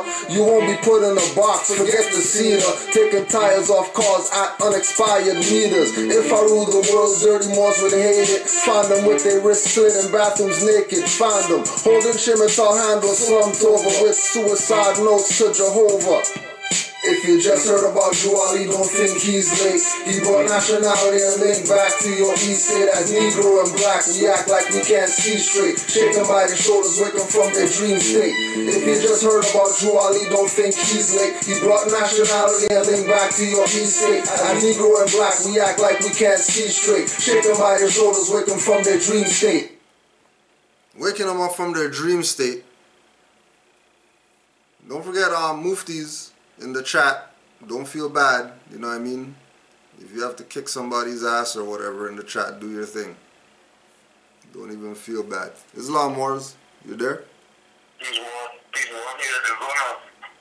Islam. Family, everybody good? Everybody good? Yeah, yo, we're here, you know what I mean? Just going through some Drew Ali and, you know what I mean? And dealing with the thing. You got to watch the thing? Nah, man, but I've been watching you for the last so I just you know, I already know about the dirty. You know, he's like a little brother. You know what I'm saying? He's like a little dingy brother that always got crap in his pampers, and you know, we just gotta clean him up. There's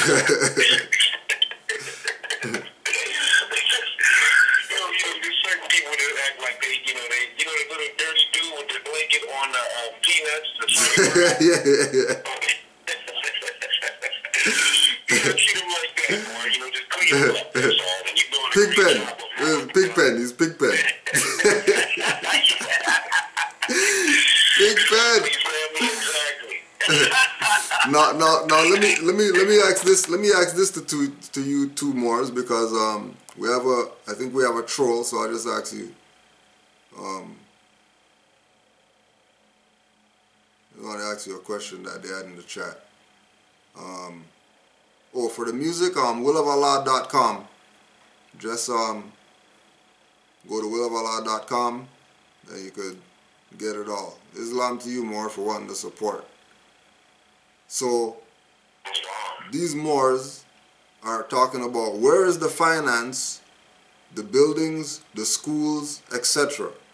I don't know who wants to go first, but you know, if you want to throw out your thoughts on that question. Somebody in the chat threw that one out there. I just want to say peace to my brother Yusuf. What's going on, little brother, big brother? Peace, Moor. Islam, Islam. How you been? I'm blissful, Moor. You know, every time I get with you in the sheik, it's even more blissful. But yes, I hear about that. The finance, yes, I hear about the finance and the buildings and all all that.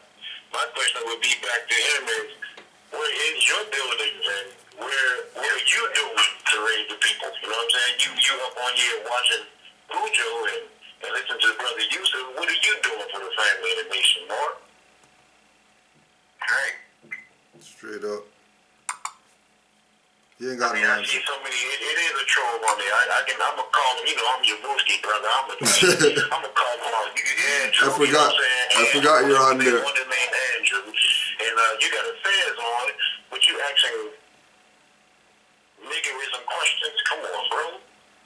You might as well go do like the prophet say, take off your Fez and turn in your button and go back to the streets and do your thing. Yeah.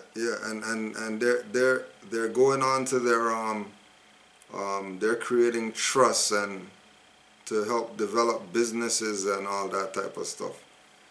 And again, and another one too that came on there, the USAR Moors. The USAR Moors doing their little campaigning on our stuff. Let me tell you guys something about the USAR Moors, right?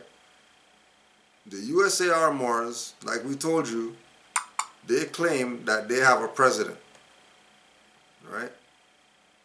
They claim they have a president. Right now, they tried to fool people. Right? The reason why they call themselves USAR, because in the initial stages of them setting that BS up, how they got people is that they claimed that they bought a fire truck for their nation. And the fire truck had USAR on it. Right? Now, what they didn't know is that some people study. So the fire truck doesn't do who they really are called? So it was just the fire truck said USAR, that's who they really are? Is that what they thought? The truck itself, right? The truck itself, they were posing in front of the truck, right? And then they had a post like, we just got our fire truck or something like that for the nation or whatever, and Moors were going nuts that these guys have a fire truck. Oh my gosh, can't believe it or whatever. Right? What people feel... I apologize about that. I apologize. Yeah. It's comical to me. No, it is.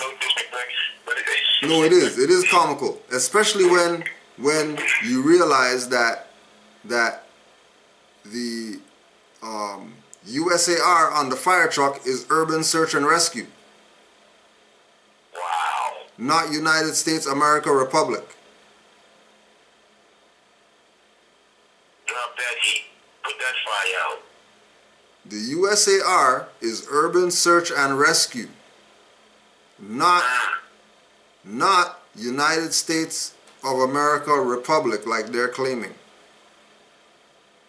So pardon me. So they got a fire truck to go and put out fires at properties and to claim the property, or what? How's that gonna? I'm not following that because you got a fire truck. Yeah, they just boarded the Urban Search and Rescue fire truck and played everybody who's part of them right now. Wow. Because remember, right now, when's the last time you seen the fire truck? Where's the fire truck at? Where's the fire truck at right now? The same fire truck that they say was their fire truck that they got, whatever, a year ago or whatever. Wow. Where's the firemen for that fire truck? Because the fire truck, it doesn't mean shit if nobody's going to drive it. Right, that's right. Nobody get behind that hose and use the water. If nobody's not using the water on the fire truck's useless. Who did they got off the line? You trained. Who trained them? Yeah. Right. Yeah. No, they're gonna have the spell wrong diploma like everybody else that's a fraud out here. Wow. They're gonna have the spell wrong degree. Well,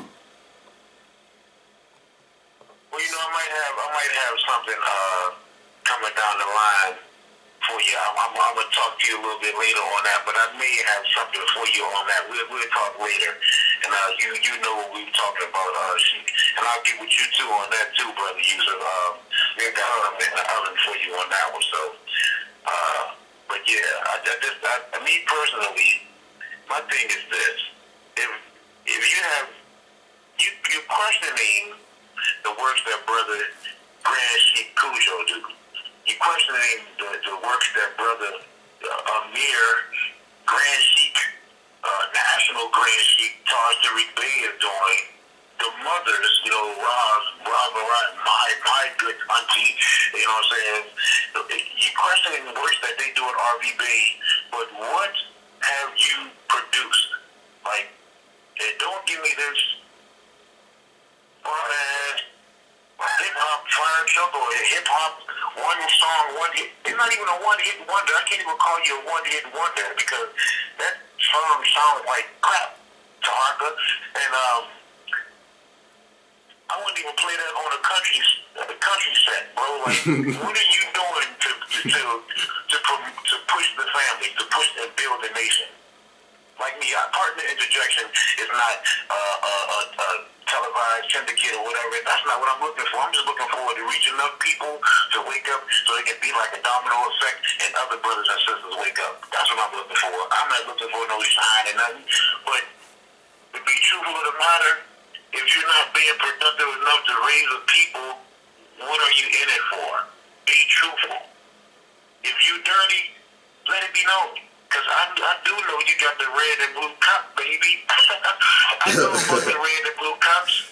You know what I'm saying? I know about the sit down at the conference and talk all day long against Cujo. You know what I'm saying? Against RV. I know all about that, so I can spot dirty a mile away. Like I said, you know, the little puff of dirt that goes around you as you walk. People can see that.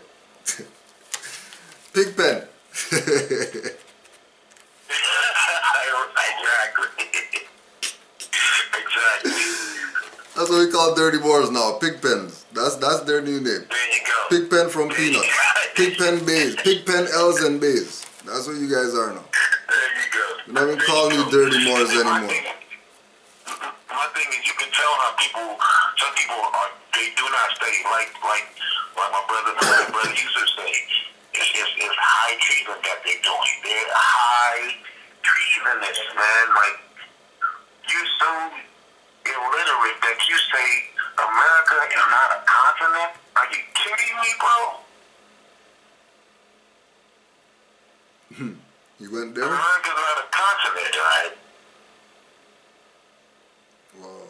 And then for my brother Ray was on the show. Oh, brother, I tell you, he must have, like I say, he must have had that cup, man. He must have been sauced off the cup, man. Like, whatever he had in that cup must have been really good.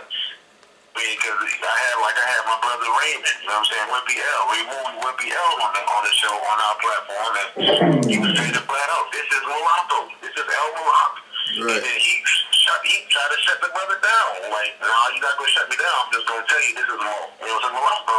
You say, no, this ain't Morocco. You ain't falling no profit. And then you turn around and have the bedwetch. Yeah.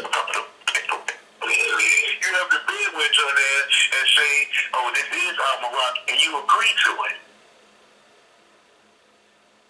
If it's not clear, it should be clear if it's not clear. Right? And again, this has nothing to do with, like, you know, like when you see the verses and all that. There ain't no verses anything.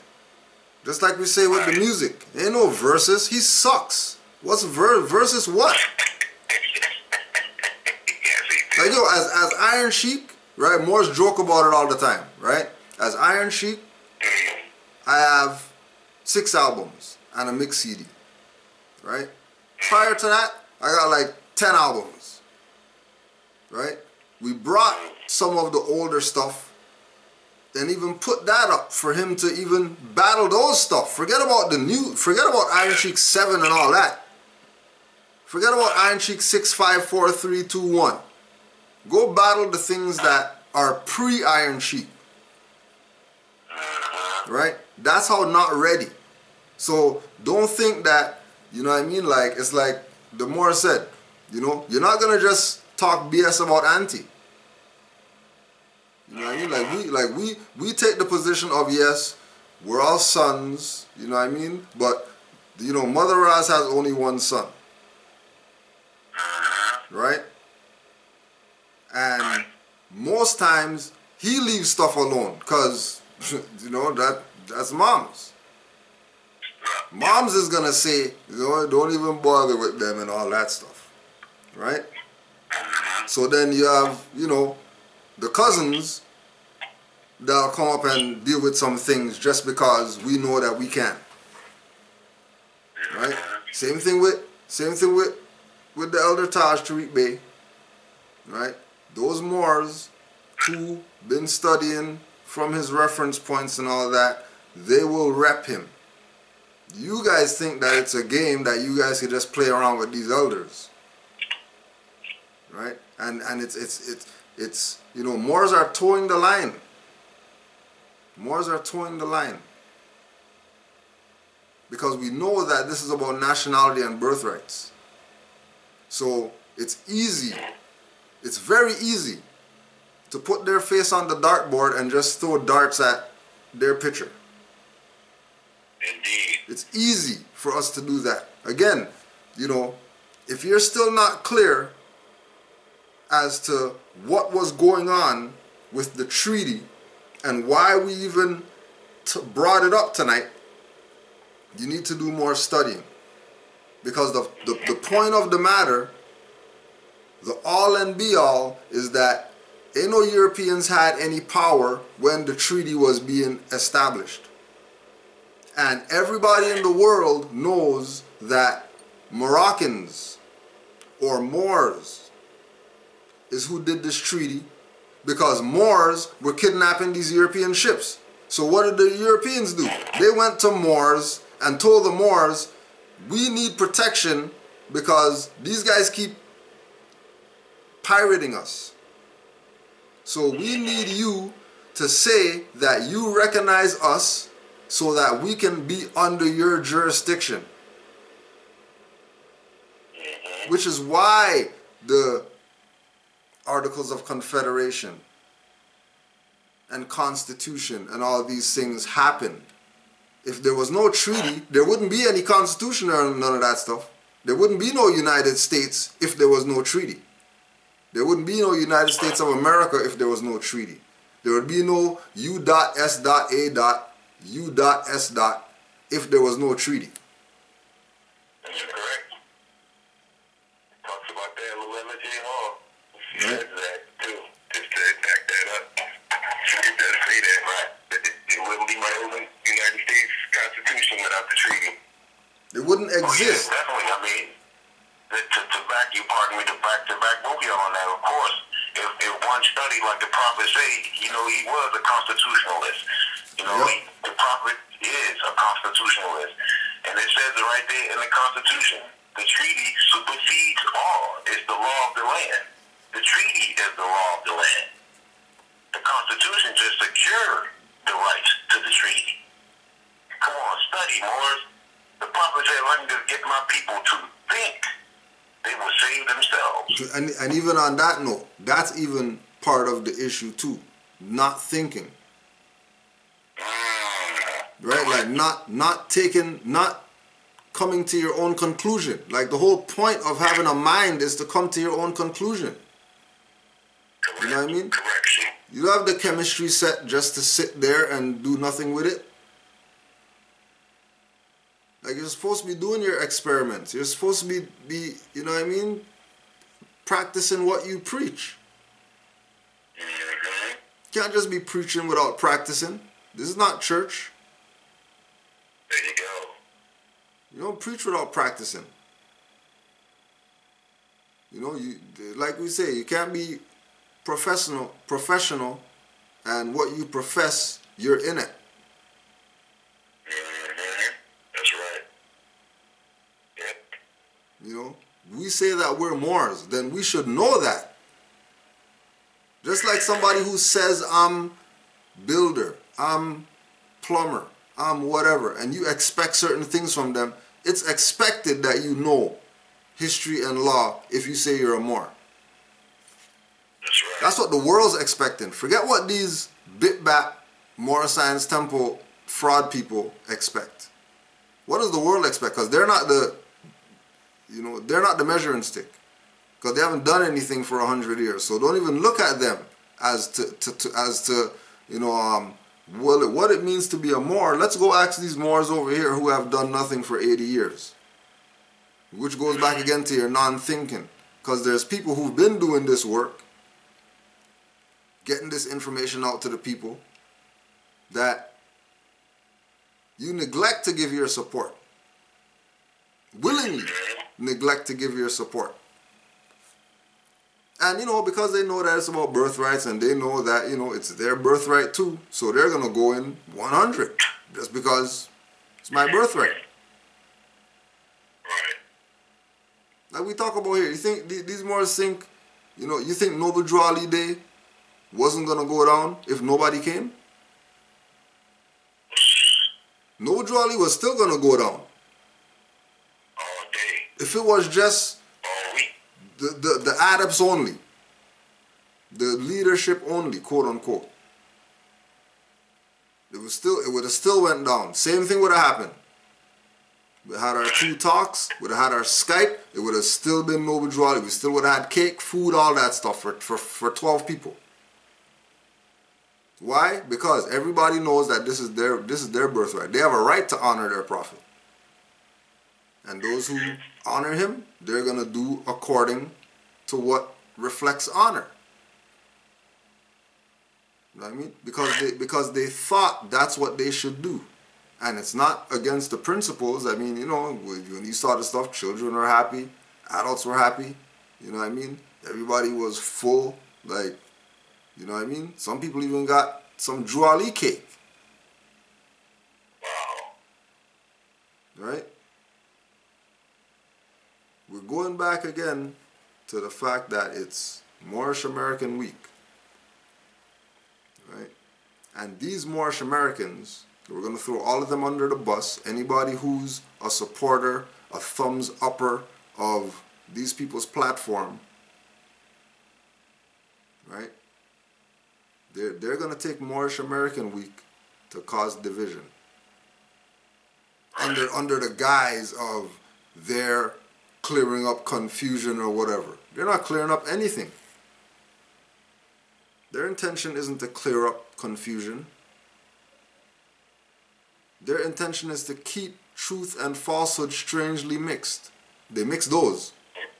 They're not going to separate truth and falsehood, but they're going to separate national and divine. They're going to separate church and state.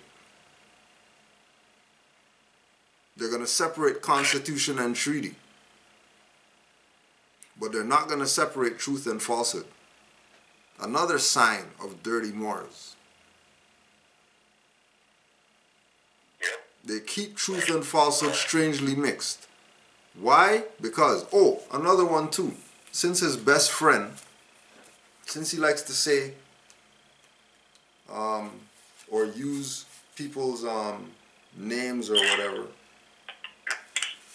use people's names in stuff and put up videos to make it look like, he knows them and they're the whoever or whatever, right? Let's go to his friend, Brother Jose Pimienta Bey. Oh yeah, that's a great brother right there. Yeah, that's his boy. Let's go to his boy. Let's go to his boy. Really? Yeah, let's go to his boy. Let's go to his boy, Jose Pimienta Bey, Othello's Children in the New World. Moorish History and Identity in the African American Experience. Right? Remember, you can go on Taharka Bey's channel, Moorish World TV, and he has his little whatever with Jose Pimienta Bey, you know what I mean? Riding his nutsack and stuff like he's right, on his grizzle, right? Let's hear what he has to. Let's hear what he has to say about these Moors and European engagements. The Moors, this is page 84. The Moors were witnessing the rise of European Christian political, military, and economic power on an international scale. Christian Europe's power was effectively encroaching upon African, Muslim lands and political power. Right? What did he say? Christian Europe, right?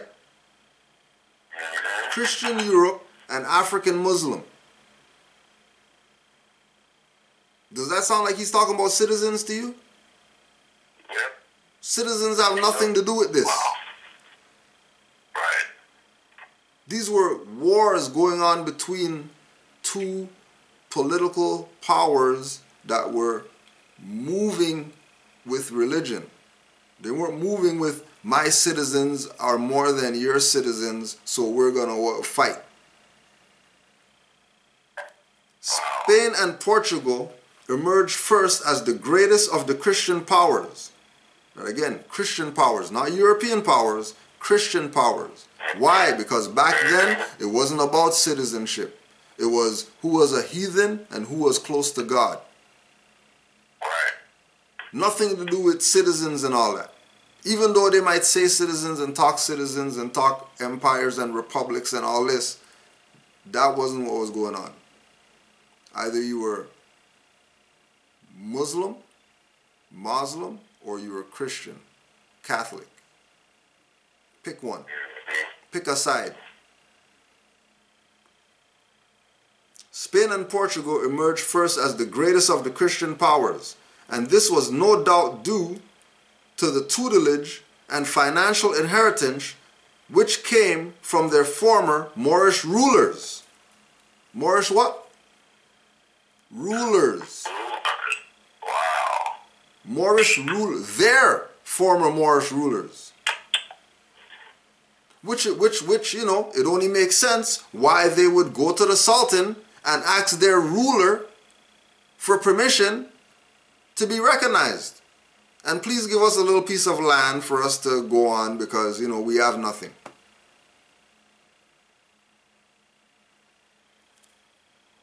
The rulers of Spain and Portugal had fought fanatically to subdue the quote-unquote infidel Muslim presence. And now the two Catholic countries meant to strengthen and spread their political and religious dominions. So the United States of America is a religious dominion. It doesn't have anything to do with citizenry. The citizenry came later. Is that why they were the Christians first? Right?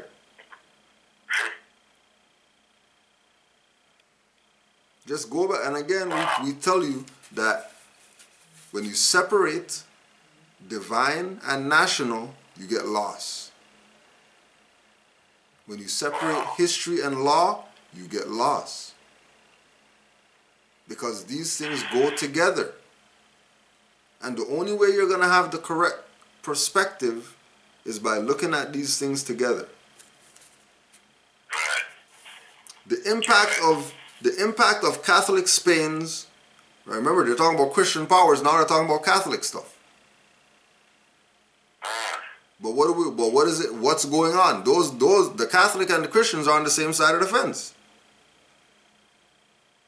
Just like the Muslims and the Jews were on the same side of the fence. And under Moorish rule, the Christians and the Jews and the Muslims were living peacefully. Until the Christians thought that they could get in boats and go sailing in waters without passports.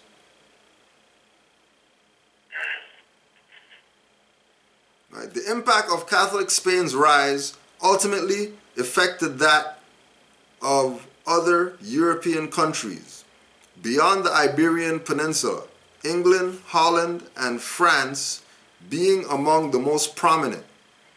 These countries would develop Protestant Christian traditions which would place them at odds with their Catholic European counterparts. But Catholic Spain's rise ultimately pulled other Christian countries along in the strong winds generated by Spain's military, political, and economic ascension. All of Europe now stood better prepared to dominate the course of world events. Throughout the 17th century into the 18th century, the imperial Moorish kingdoms and dominions of the Maghreb, North Africa, were increasingly attacked and compromised by encroaching European forces. Fatima Harak, a professor of African studies at Mohammed V University in Morocco, writes, "By the middle of the 18th century, European civilization had imposed itself on the rest of the world, and Morocco became increasingly conscious of the need to establish peaceful relations with the Christian powers. Trade with Europe was already instrumental in the consolidation of the early Alawid Sultan's rule late in the 17th century. Sultan Sidi Muhammad Abdullah was Morocco's ruler during this great period of transition. One of his primary objectives was to create another source of income which would make him more independent of the earlier tradition of tax collection. Previously under the leadership of Muli Ismail, the custom had been to use the kingdom's professional army to collect taxes from the populace. Muhammad III wanted to break free of this former reliance upon the army as tax collectors. He saw state-controlled maritime trade as a much better means of generating revenue. By what would still be made painfully apparent was the need for a stable and significant military force, especially naval, to protect maritime trade interests. Legitimate trade would mean the end of centuries of Moroccan piracy and the beginning of a new era of international cooperation via new international treaties, Harak writes. Both Morocco and Christian powers had more to gain from the promotion of trade, the liberation of captives, and the easing of tension between the northern and southern shores of the Mediterranean than from continual hostility.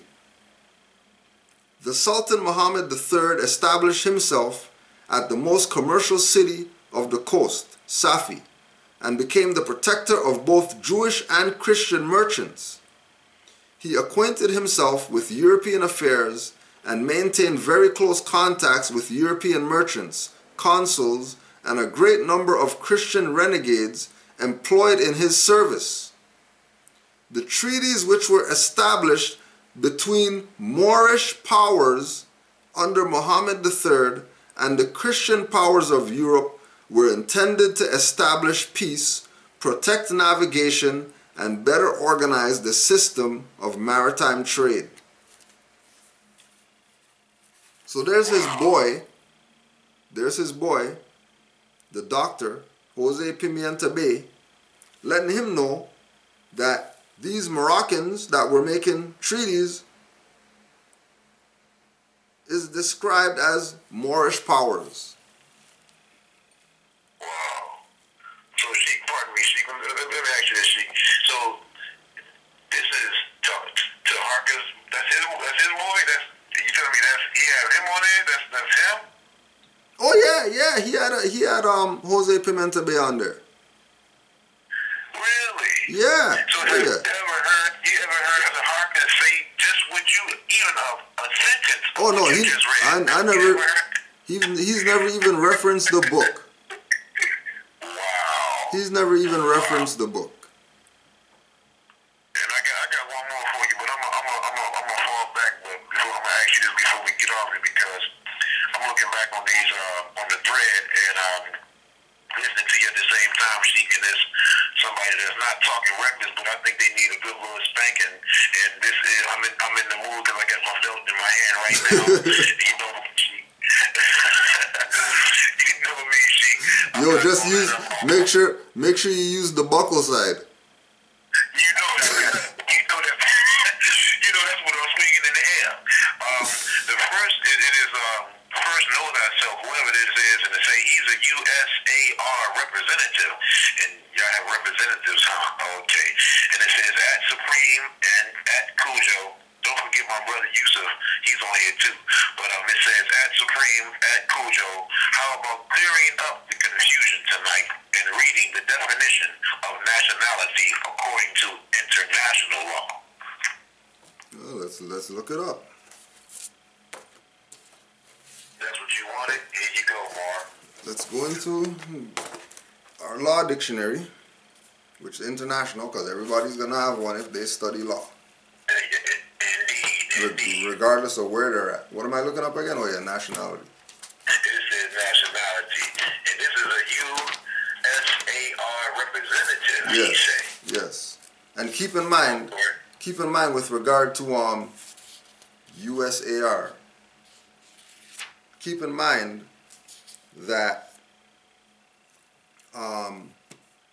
they're going to be posing to you a letter from the Secretary of State that recognizes them. Just go to the bottom and read the part where the Secretary of State says, we're not recognizing you because your name sounds too familiar to the name already in existence called United States of America Republic. Right. Just remember that part in the letter. Denial, not acceptance. Right. It's a denial. Right. It's a denial. That's on their website? That's some letter that they're passing around, posing it as, look, see, you know, we have a fire truck.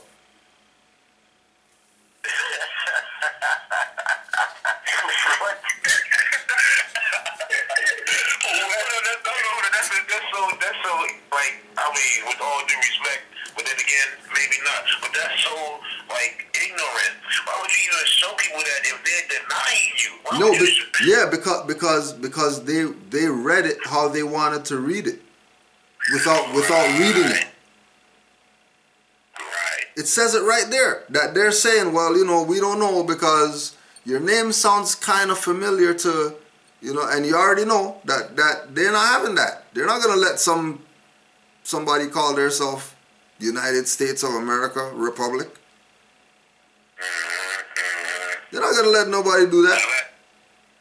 And the last time I checked, my president isn't black. My president, of course, is the Prophet Noble Jew Ali. Islam. Exactly. Islam president. That's the president of the Moors that I know. I don't know anybody else who claimed to be president of Moors. Right? But nationality. The quality or character which arises, it was nationality, right? Or nation? It was nationality. Nationality? Okay. Yes. The quality or character which arises from the fact of a person belonging to a nation or state. Nationality determines the political status of the individual, especially with reference to allegiance, while domicile determines his civil status. Nationality arises either by birth or by naturalization. According to Savigny, nationality is also used as opposed to territoriality for the purpose of distinguishing the case of a nation having no national territory. So I don't know what the point of reading that was, but if you're calling yourself United States of America Republic, you're not dealing with nationality. That's a corporation. Indeed. So what do you mean, what does nation have to do, what does state have to do with a corporation? When in actuality, that state, that so-called gave you this so-called authority, I'm going to use my South Park, authority. Authority. It's been defunct since 1933, so they don't have no power to give you anything. They don't have the authority.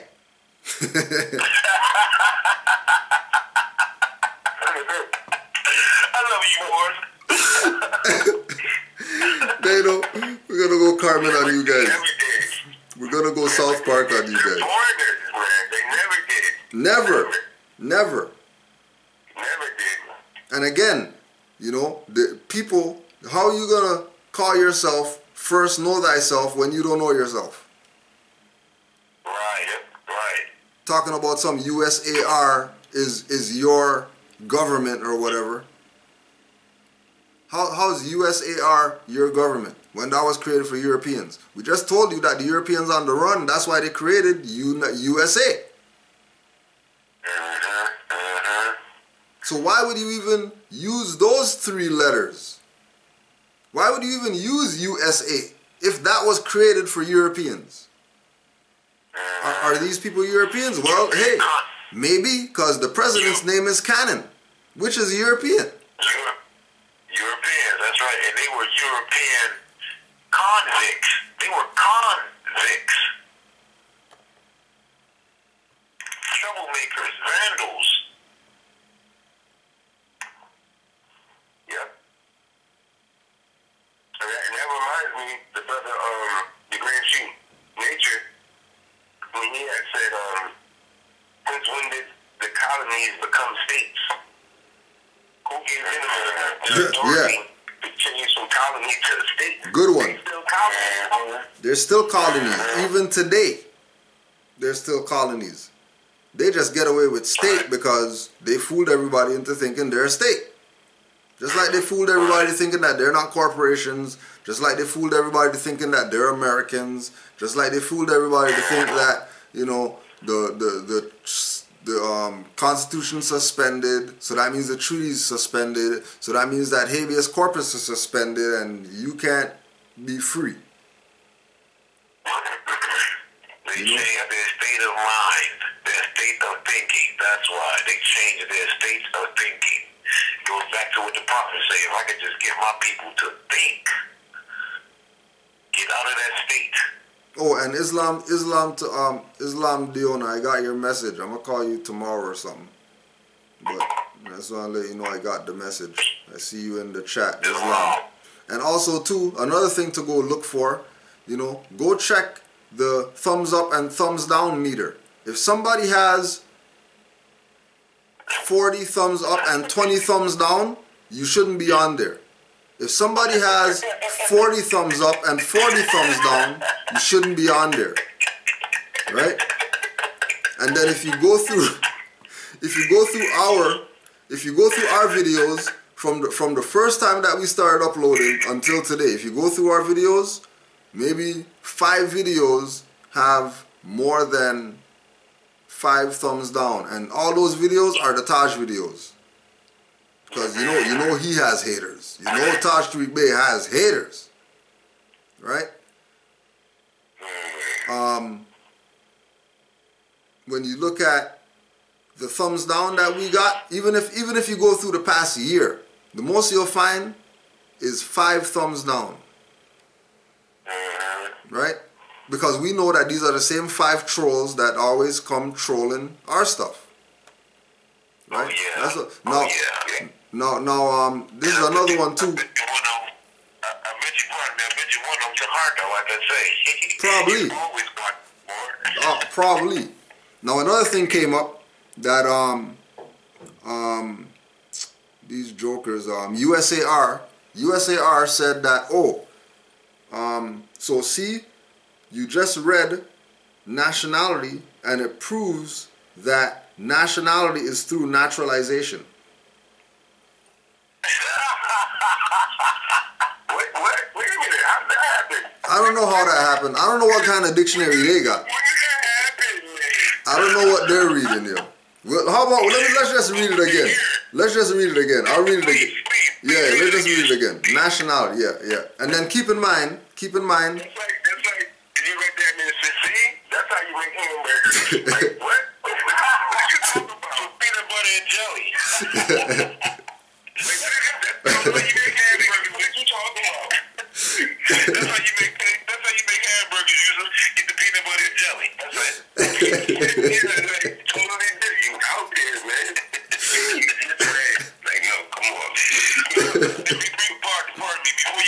Sheik, I want to give a shout out to Money for Moors. He say, this is what you need is laughter is good for the soul, and I respect that piece. Islam, peace and love to the Moors, yo. Islam.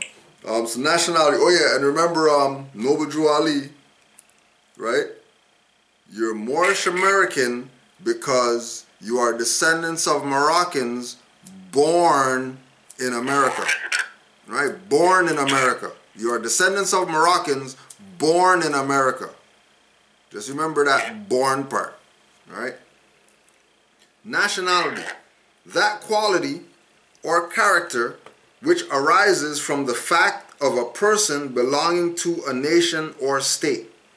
Nationality determines the political status of the individual, especially with reference to allegiance, while domicile determines his civil status. Nationality arises either by birth or by naturalization. Now, how did they... What was that first one you said?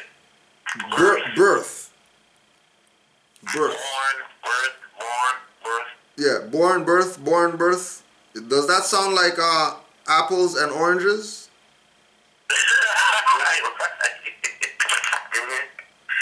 Right. And if you already know through your bloodline that you can't be naturalized because you already are. You're the Moor.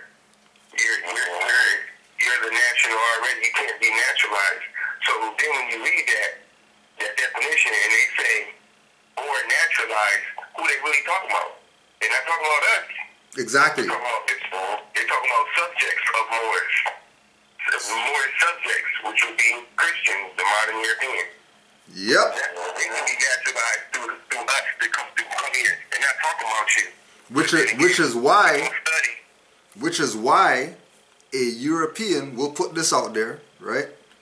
A European out here came to us because these bank whoever were trying to steal his property, his house or whatever, right? So he came to us, came to some classes or whatever, you know what I mean? Let us know, what's going down, bam, bam. We're like, okay, what you have to do is you have to show that you have allegiance with the Moors to get them off your back. He went to them, telling them about he has allegiance with the Moors and all that stuff.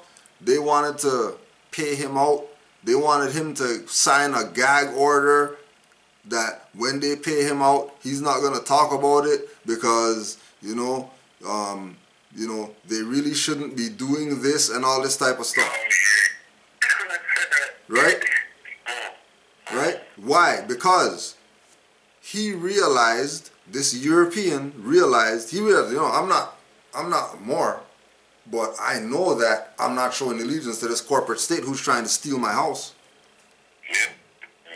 So forget you guys and your whatever you claim. My claim is that under allegiance of the Moors. They gotta prove that they're not Moorish subjects. Right? Prove that they're not Moorish subjects. Look at that. They gotta prove that they're not Moorish subjects. That they're not. Look at that. Look at that. Prove that they're not. Look at that. Right? That was a European. European. You know what I mean? Proud European.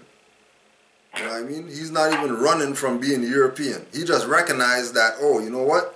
What you guys are talking about makes a lot of sense. Because I was doing some research on what you guys are talking about, and I get it.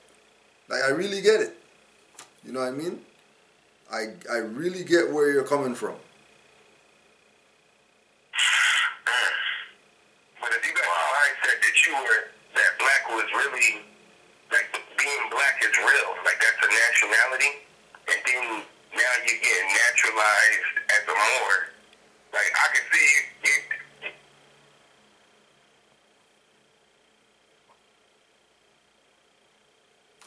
Islam, were you there? I'm here. He might be home or something. Oh, there he is. He's calling back right now. Hold on. Okay. Yeah, more. They're trying you. Oh, of course. When you're going too hard, they're gonna cut me right off. Cut me right off. Cut me right off, you know. They cut me right off. I totally forgot, because now I'm looking at the phone thinking like, 'cause I'm in the moment when I was speaking. What was I saying again? It couldn't tell me. Wasn't it naturalization? They were talking about the U.S. citizenship, and you had to prove that you're a Moor. You prove that you're not a Moor subject. But didn't try wanting to be naturalized, doing like if they had the mindset they were black, and they thought black was really their bloodline, and then now they came into the Moors and they're like, oh, I gotta get naturalized as being a Moor. Like, no, you were already a Moor, but what do you think you think you were really black? Like, that's crazy. Like, black is real. You were always a Moor. Exactly. You were the naturalized. You were always a Moor. You were just lying. Yep. Yeah, exactly. You were lying. Right. Just like. No, go ahead, more. Don't that go back to someone saying that Moors gave up their nationality when they became naturalized? Did I hear someone say that again? Exactly. Yeah. Exactly. Yeah. Yeah. So you can naturalize all you want, Moor. I'm gonna stay in my national status as a Moor. So hey, when they come down and you get with the vaporizer guns, because you know they already got the silent heart gun and the heart attack gun and all that shit.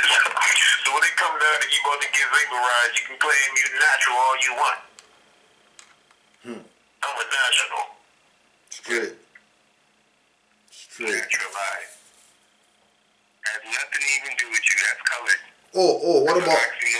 Did we address the we were in chattel slavery in 1787? No. Yeah. Well, did we just get direction? I don't think we did. We just gave a couple. We can do it. Take some more things.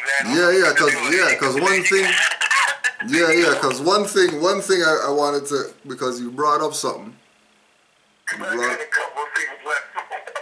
You brought up something. Yeah, because this idea of we were chattel slavery and not giving any type of recognition to the so-called free blacks, who we know that those weren't slaves that became free. That's why they were called free blacks. They were already free. Right? They were already free. Right. So who are these people talking? They must be talking about themselves when they say they were in chattel slavery. Yeah. Because I know for a fact that we were prisoners of war. And if we are chattel slaves, it's because we got birth certificates and licenses and all that stuff. Yeah. We're not chattel slaves because our ancestors were chattel slaves. We just told y'all that we were the power. We were taking their ships. We were seizing their merchants, taking their goods. These people paying annual tribute to the Moors. Why are they paying annual tribute to the Moors if we're the slaves? We're in chattel slavery. We're in chattel slavery, but they're paying the ransom to us? Right. Yeah, right. Why are they paying ransom to slaves? Regularly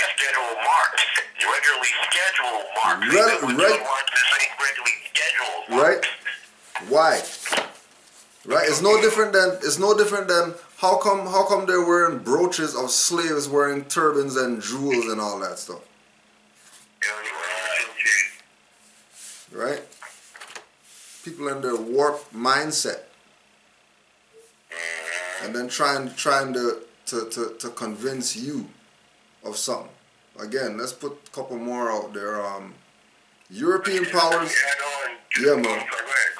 I just wanted to add on to the brooch definition real quick. Yeah. The definition of brooch is an ornament, a decorative ornament you were wear to worship a god. That's the definition. Oh, shakalaka. Say that again, Yusuf. Say that again. Say that again. Under Bridge, Webster's Dictionary, a brooch is a decorative ornament that you would wear to worship a god. That's exactly what a brooch is. So when she wore that god, exactly, by definition. Recognizing the gods. But you fell asleep in your niggerism and they became your god. Yep. Yep. Quick fast. Yep. Quick fast. Right, I'm just looking for something. Wow.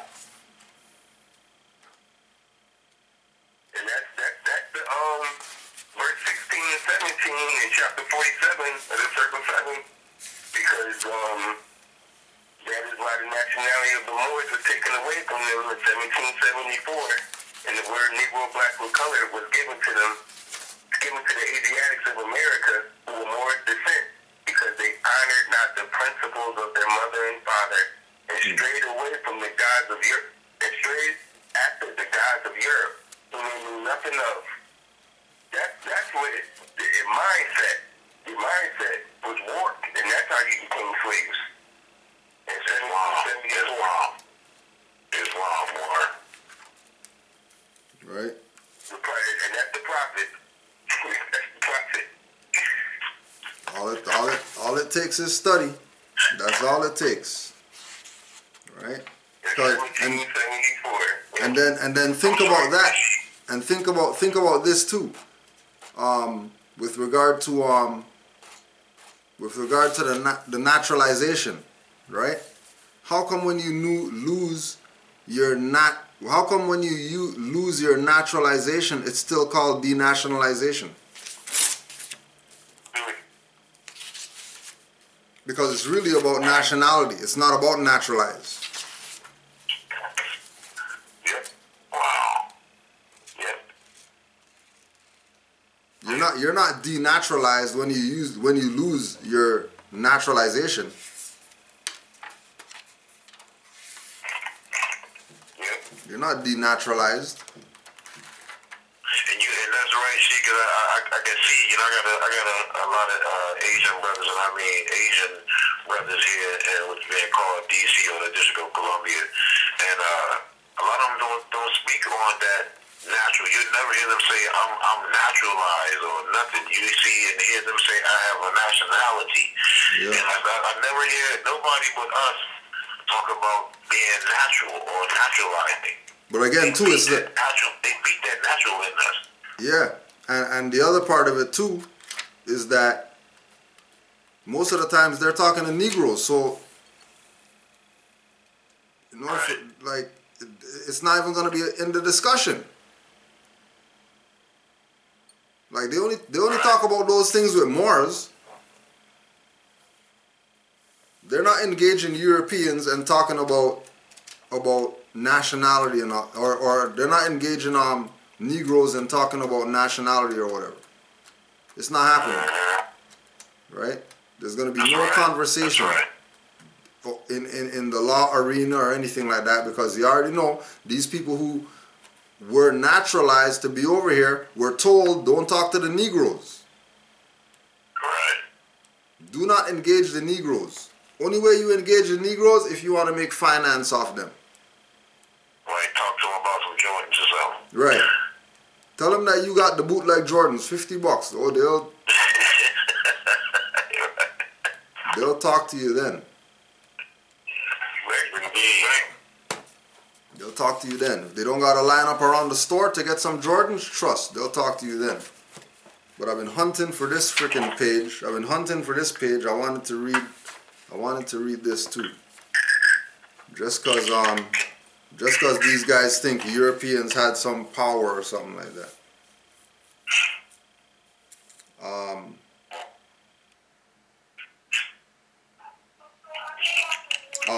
Corvettes in the Shriners Parade.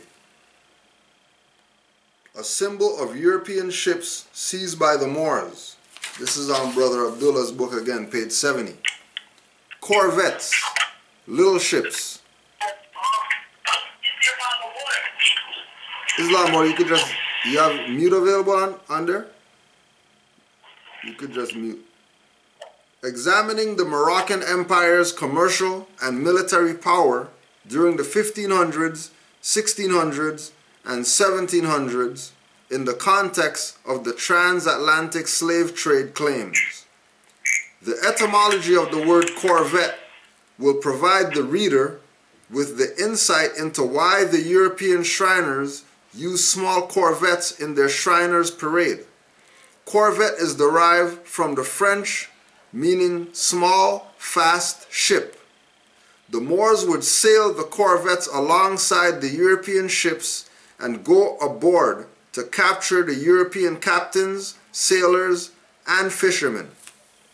Morocco seizes thousands of European ships.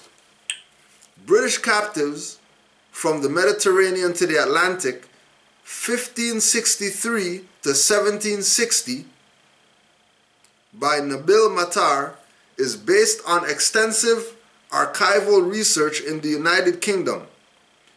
Matar presents the role the monarchy, parliament, trading companies, and churches had in ransoming English captives from Moorish captivity from the reign of Queen Elizabeth I to King George II.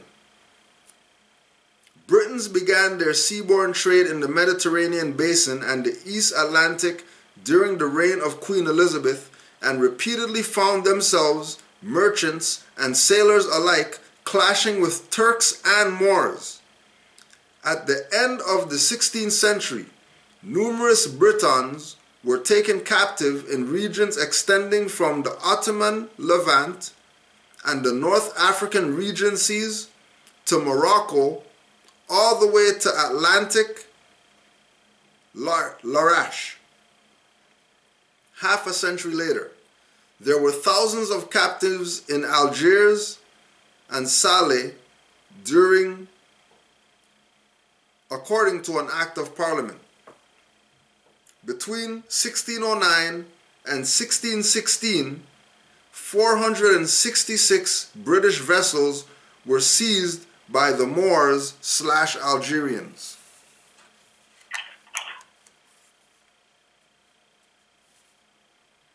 What was the lady's name with your book again, Brother Yusuf?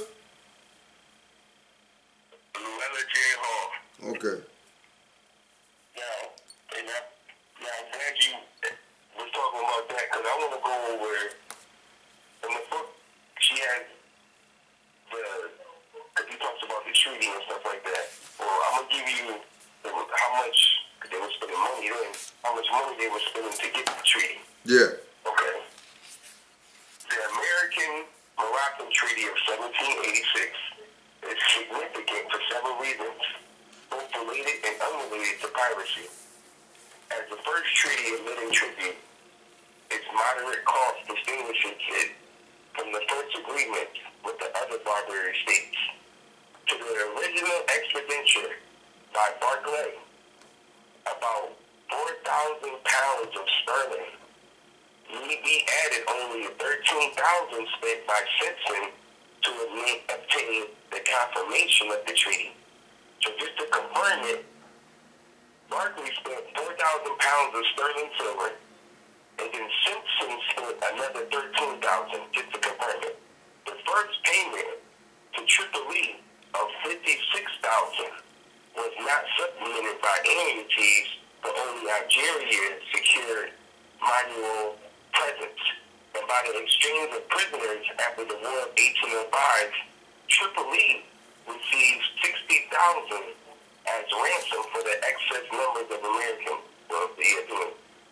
The Treaty of 1797 with Tunisia, negotiated by Barlow, cost $107,000. Peace with Algeria cost almost $1 million in 1795. Can you imagine $1 million in 1795? They paying that for peace. $1 million in 1795 to Algiers, Europeans, right?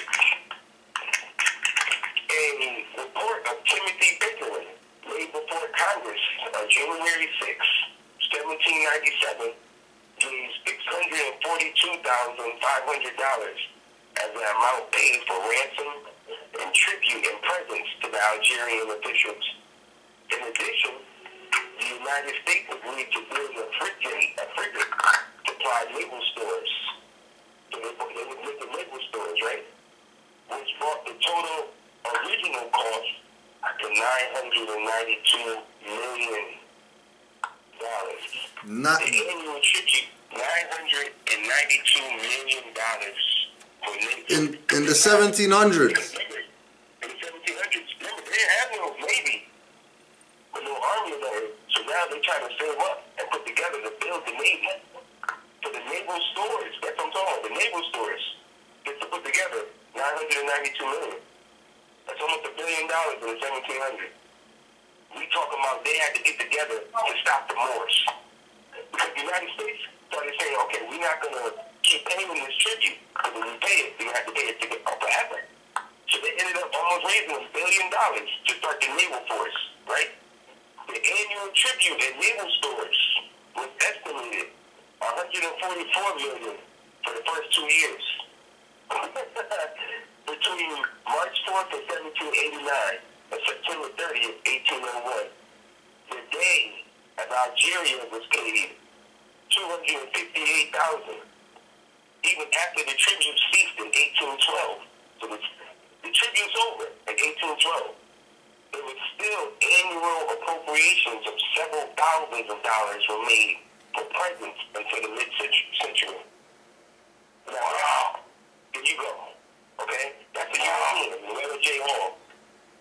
All right? Library of Congress. You look at Library of Congress, and if you look it up, they're called 200 notes. Oh, and somebody, sorry, Morris, somebody in the chat is asking, where's that reference coming from? Loretta J. Hall, Library of Congress. Wow. The card catalog number. Please. That goes, user that, that thought you can give him that goes to say, I did a showing here in District of Columbia, Maryland Territory, Moreland Territory. They have tags that go on the cars, and the cars is the War of 1812. And it's significant you say that. And the War of 1812 was on the tags of these cars. And you say they had 900, almost $1 billion back then for the naval. And it goes to show these Europeans here today in D.C., the Department of Defense, misappropriated $14 trillion for the defense. $14 trillion went missing for the Department of Defense. They couldn't find it. I guess when Donald Rumsfeld and all that was in, go back and look it up on YouTube, he couldn't, the day before 9/11, they went to court and all that, trying to say what happened to the $14 million, and it went towards the Department of Defense. So yes, that all, it correlates, everything correlates, brother. Please, if you want to give that reference so that brother and sister can look that reference up. The book is United States and Morocco, 1776 to 1956. From the author's name is Luella J. Hall. You spell it Luella, like Luella. That's crazy too. J. Hall. Luella, it just hit me too. There you go. Look it up. Library of Congress catalog card number 71-142233. That's the Library of Congress catalog card number. Mm-hmm. Congress knows. Wow. $992 million. One more thing, Brother Yusuf. What about the part about in order to even meet to talk the treaty, they have to pay something?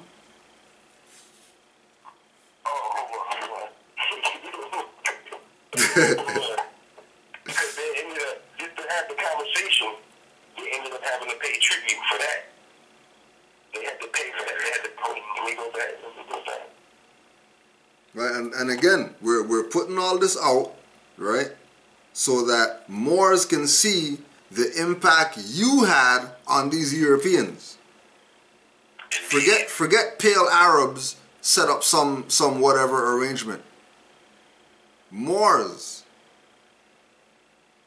This is our vast estate. Drew Ali told us that.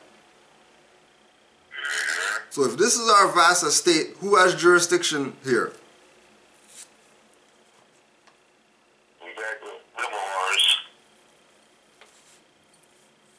Don't be fooled by the synonyms. They're gonna bring up the synonyms to try to lose you. Don't get lost. You're still talking about Moors. Barbary powers, there's Moorish powers.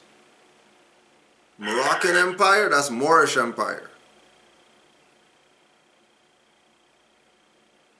Now, she can I ask you this because I think I heard something before. I think I heard a brother say, pertaining to the Barbary, that here used to be called at one time the USB, United States of Barbary. Does that have any facts to it? I'm not even sure, but I wouldn't doubt it, being that they had all those dominions. That is the Moroccan state, but right.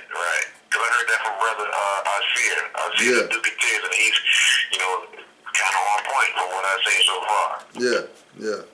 Yeah, wouldn't doubt it, because I mean, if they got people like that paying 900 million,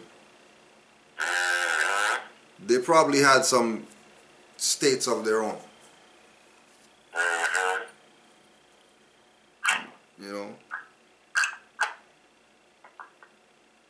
People don't realize that it's not so far. Like they think that it's way back, and it's really not that far long ago. Yep. Few hundred years. And even yeah, more. I'm sorry. No, go ahead, more. While peace was being reaffirmed with Morocco, the first treaties of peace and friendship with other Barbary powers were being made with Algeria on September 5th, 1795, and with Tripoli on November 4th, 1796. Their conclusion put a temporary halt to the building of the United States Navy, which had been inspired chiefly by the Algerian attacks on American ships and citizens.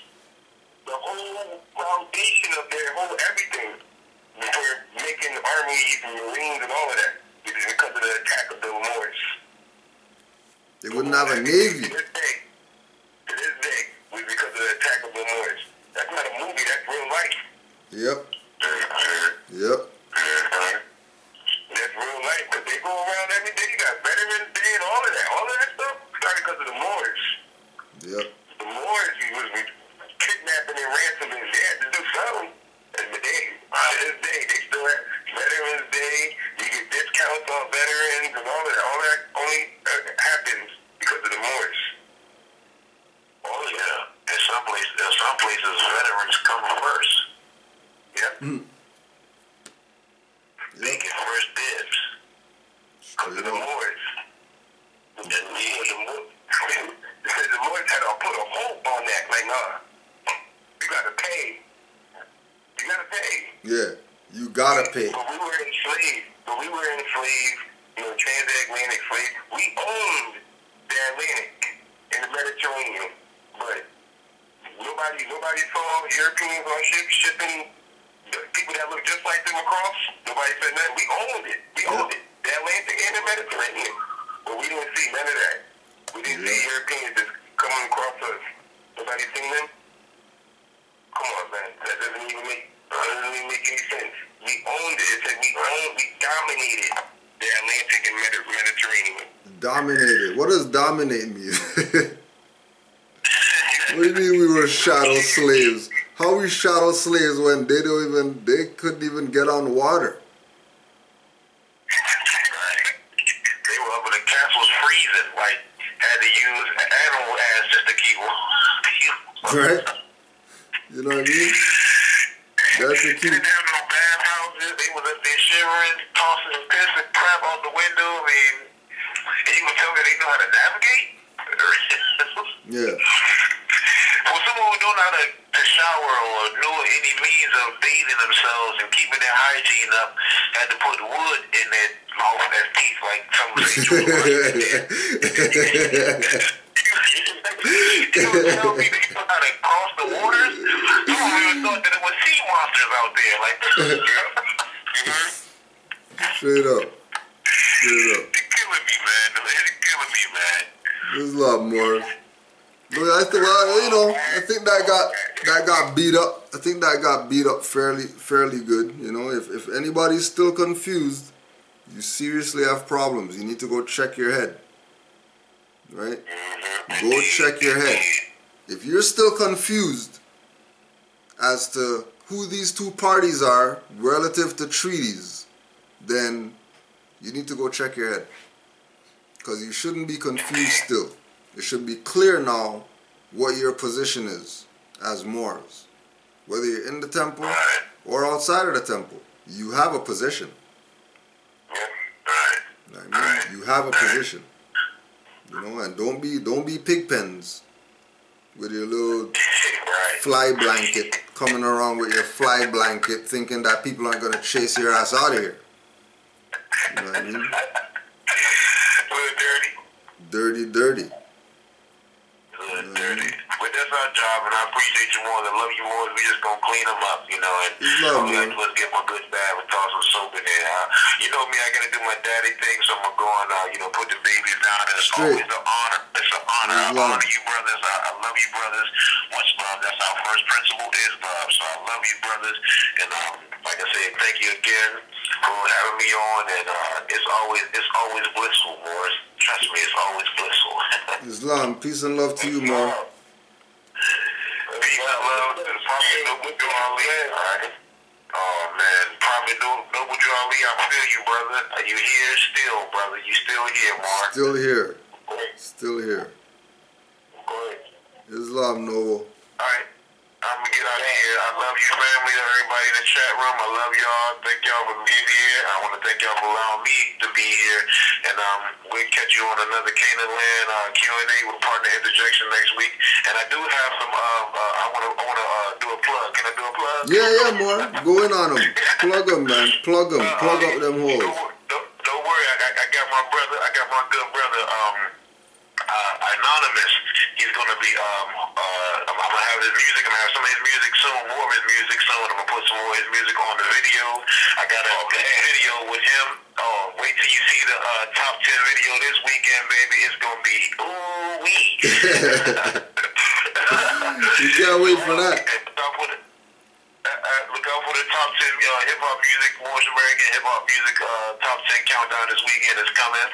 That's the plug I want to give out. I got a nice, hot video for y'all that's coming from Canaanland Moorish, starring my good sister, my great sister, Roots K, Anonymous, and I'm going to let you see who's the other third person on there, and Cujo know who I'm talking about.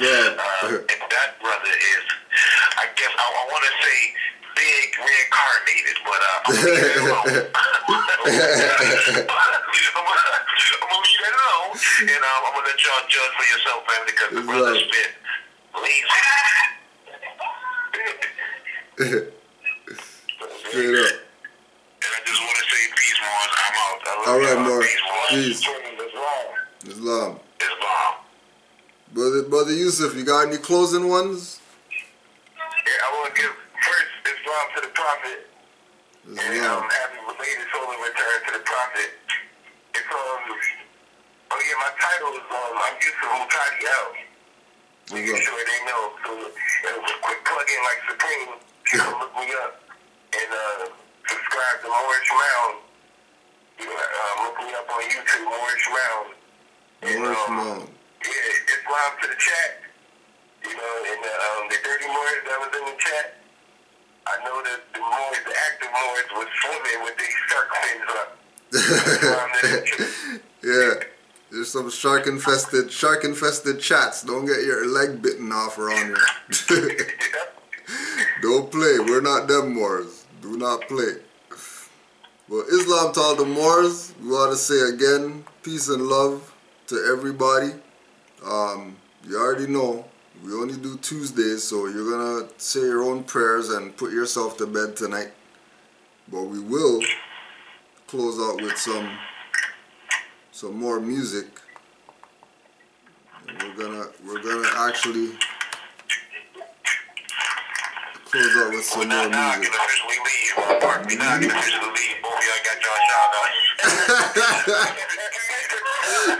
You still there? Good. Hey, good. Hey, Ward. Good thing we weren't talking BS about you, huh?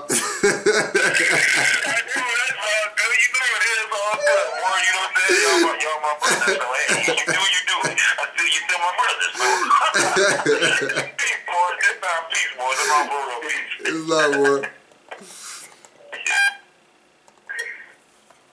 Yeah, yo, good thing we weren't talking about that mole. So we're just gonna do our closeout. This is for all of the Moors. We know that you know what's good. This is for all of the Moors. Peace and love, and good night. Yeah. Operation Rapper in position. We still here. Operation Rapper in position. Fam. All the gods and goddesses. Iron Sheep. Hip Hop lives, yo. The deaf won't hear and the blind won't see the hidden message in the words of Drew Ali.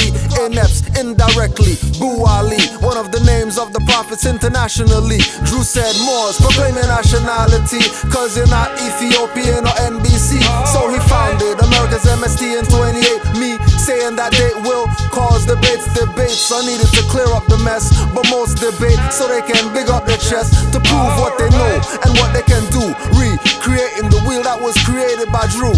When you know the truth, many debate, but few humble themselves and suppress the jungle itself. Do them, I just do me, keeping my gold while they trade in their jewelry. Taj Tariq and Nature Bay schooled me. You fool me in your dreams. Dirty Moors think they could mule me. Truly, who's the real Drew? Me and we. A scene more, their religion is my mental degree, and where everybody's supposed to be. If not, I guess that's not where you're supposed to be. Hopefully, Drew Ali will be seen openly and realize NBC is something you can be. The deaf won't hear, the blind won't see the hidden message in the words of Drew Ali. The deaf won't hear, the blind won't see the hidden message in the words of Drew Ali. The deaf won't hear, the blind won't see the hidden message in the words of Drew Ali. The deaf won't hear, the blind won't see the hidden message in the words of Drew Ali. It seems unconscious Moors love the semblance of identity and having no remembrance of their Moorish past, no resemblance of their ancestral land inheritance. Love being the children, not the parents. To do any activity asking for clearance. Their minds like crystal, nothing but clearance. Everyone can progress in their land, the heirs can't. It's your status, stop blaming racists who bleed just like you if you shank their faces. You Moors flew here in pyramid spaceships, and they use that as an emblem on their aprons, and can't be free if not Moorish Masons. Black or more Europeans are not Caucasians, coming to the new world to civilize pagans. With boats at harbors from mosque on hills, we sending in agents. The deaf won't hear, the blind won't see the hidden message in the words of Drew Ali. The deaf won't hear, the blind won't see the hidden message in the words of Drew Ali. The deaf won't hear, the blind won't see the hidden message in the words of Drew Ali. The deaf won't hear, the blind won't see the hidden message in the words of Drew Ali. We transcend and ascend in this. It's a journey, just like the Moors traveling. Worlds upon worlds to span within. It gotta touch her as we exhale. Past all distorted truths and the lies they tell to keep y'all from drinking at the well. Divine love, that's the fountain of youth. Sun peep it, this is the alchemist's secret. Restoring true unity, resurrecting a community. So every day awake to fight. Though it's hard, it's rest guard. In every demonstration, I'm penetrating to the depths of the mind. A noble chief, well kept and refined. You're feeling this, bright like the star Sirius. This musician is the son of man. I look within, drew Ali on the canvas of my soul to replenish the whole, replacing the old. It's critical, reaching to the pinnacle. Native and original MC that's relevant, and the style is intelligent, but I keep it interesting. Dropping true math in the cipher if you enter in. The law is the center, so study yourself and be renewed. That's elevation, restoration through contemplation and meditation. Now the soul's navigating, manifesting all creation. The room of this mic, utilizing the light on the path. My body is an astro lab. I take the right actions, and my compass is compassion for internal alchemy. The deaf won't hear, the blind won't see. They hear the message in the words of Drew Ali. The deaf won't hear, the blind won't see. They hear the message in the words of Drew Ali. The deaf won't hear, the blind won't see. They hear the message in the words of Drew Ali. The deaf won't hear, the blind won't see. They hear the message in the words of Drew Ali.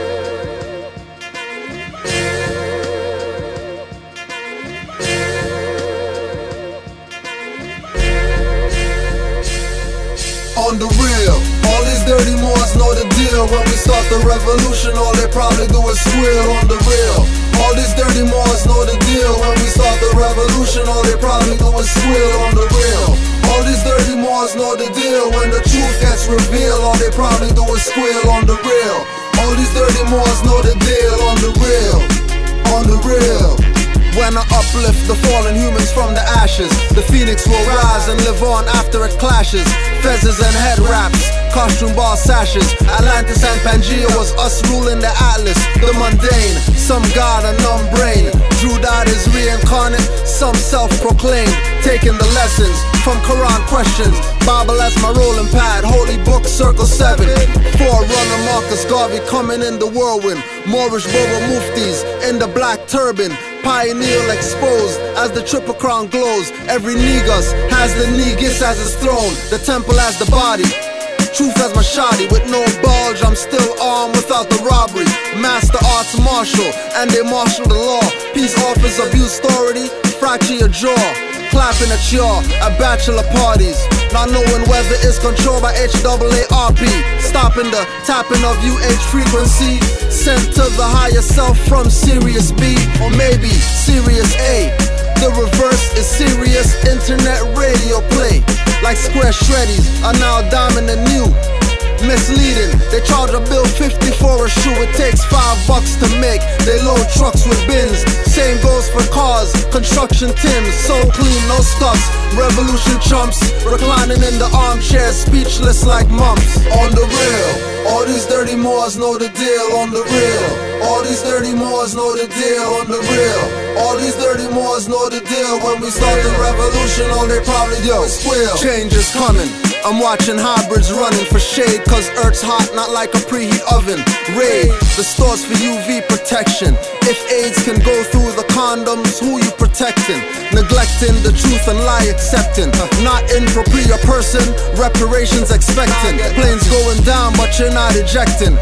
Too busy flossing with the spinning rims and white feet is flexing. Fronts are fake elements, that's not real gold. Running from police with guns is not too bold, cause you got a gun but won't shoot back, son, or shoot first and earn your way off earth. Suicide is a sin and sin is ignorance. Not thinking critical makes you ignorant. Missing the message, ego filling your brain with nonsensical thoughts just to drive you insane. On the real, all these 30 Moors know the deal. On the real, All these dirty Moors know the deal on the real.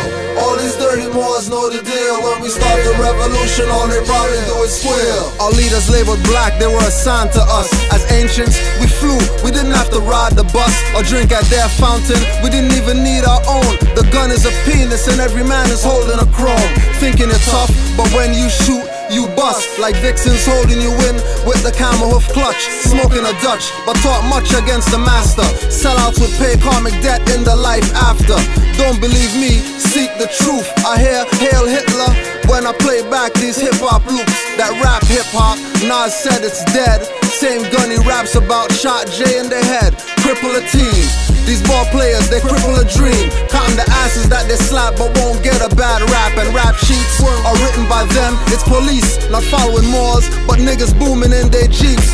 Europeans on the bus, they acting like niggas. Straight off the plantation, looking like J Hill figure. From the foreigner, you'll never get compensated. Disarm a youth man saying he's strapped, you been miseducated. On the real, all these dirty Moors know the deal. When we start the revolution, all they probably do is squeal. On the real, all these dirty Moors know the deal. When we start the revolution, all they probably do is squeal. On the real, all these dirty Moors know the deal. When the truth gets revealed, all they probably do is squeal. On the real, all these dirty Moors know the deal. On the real, on the real.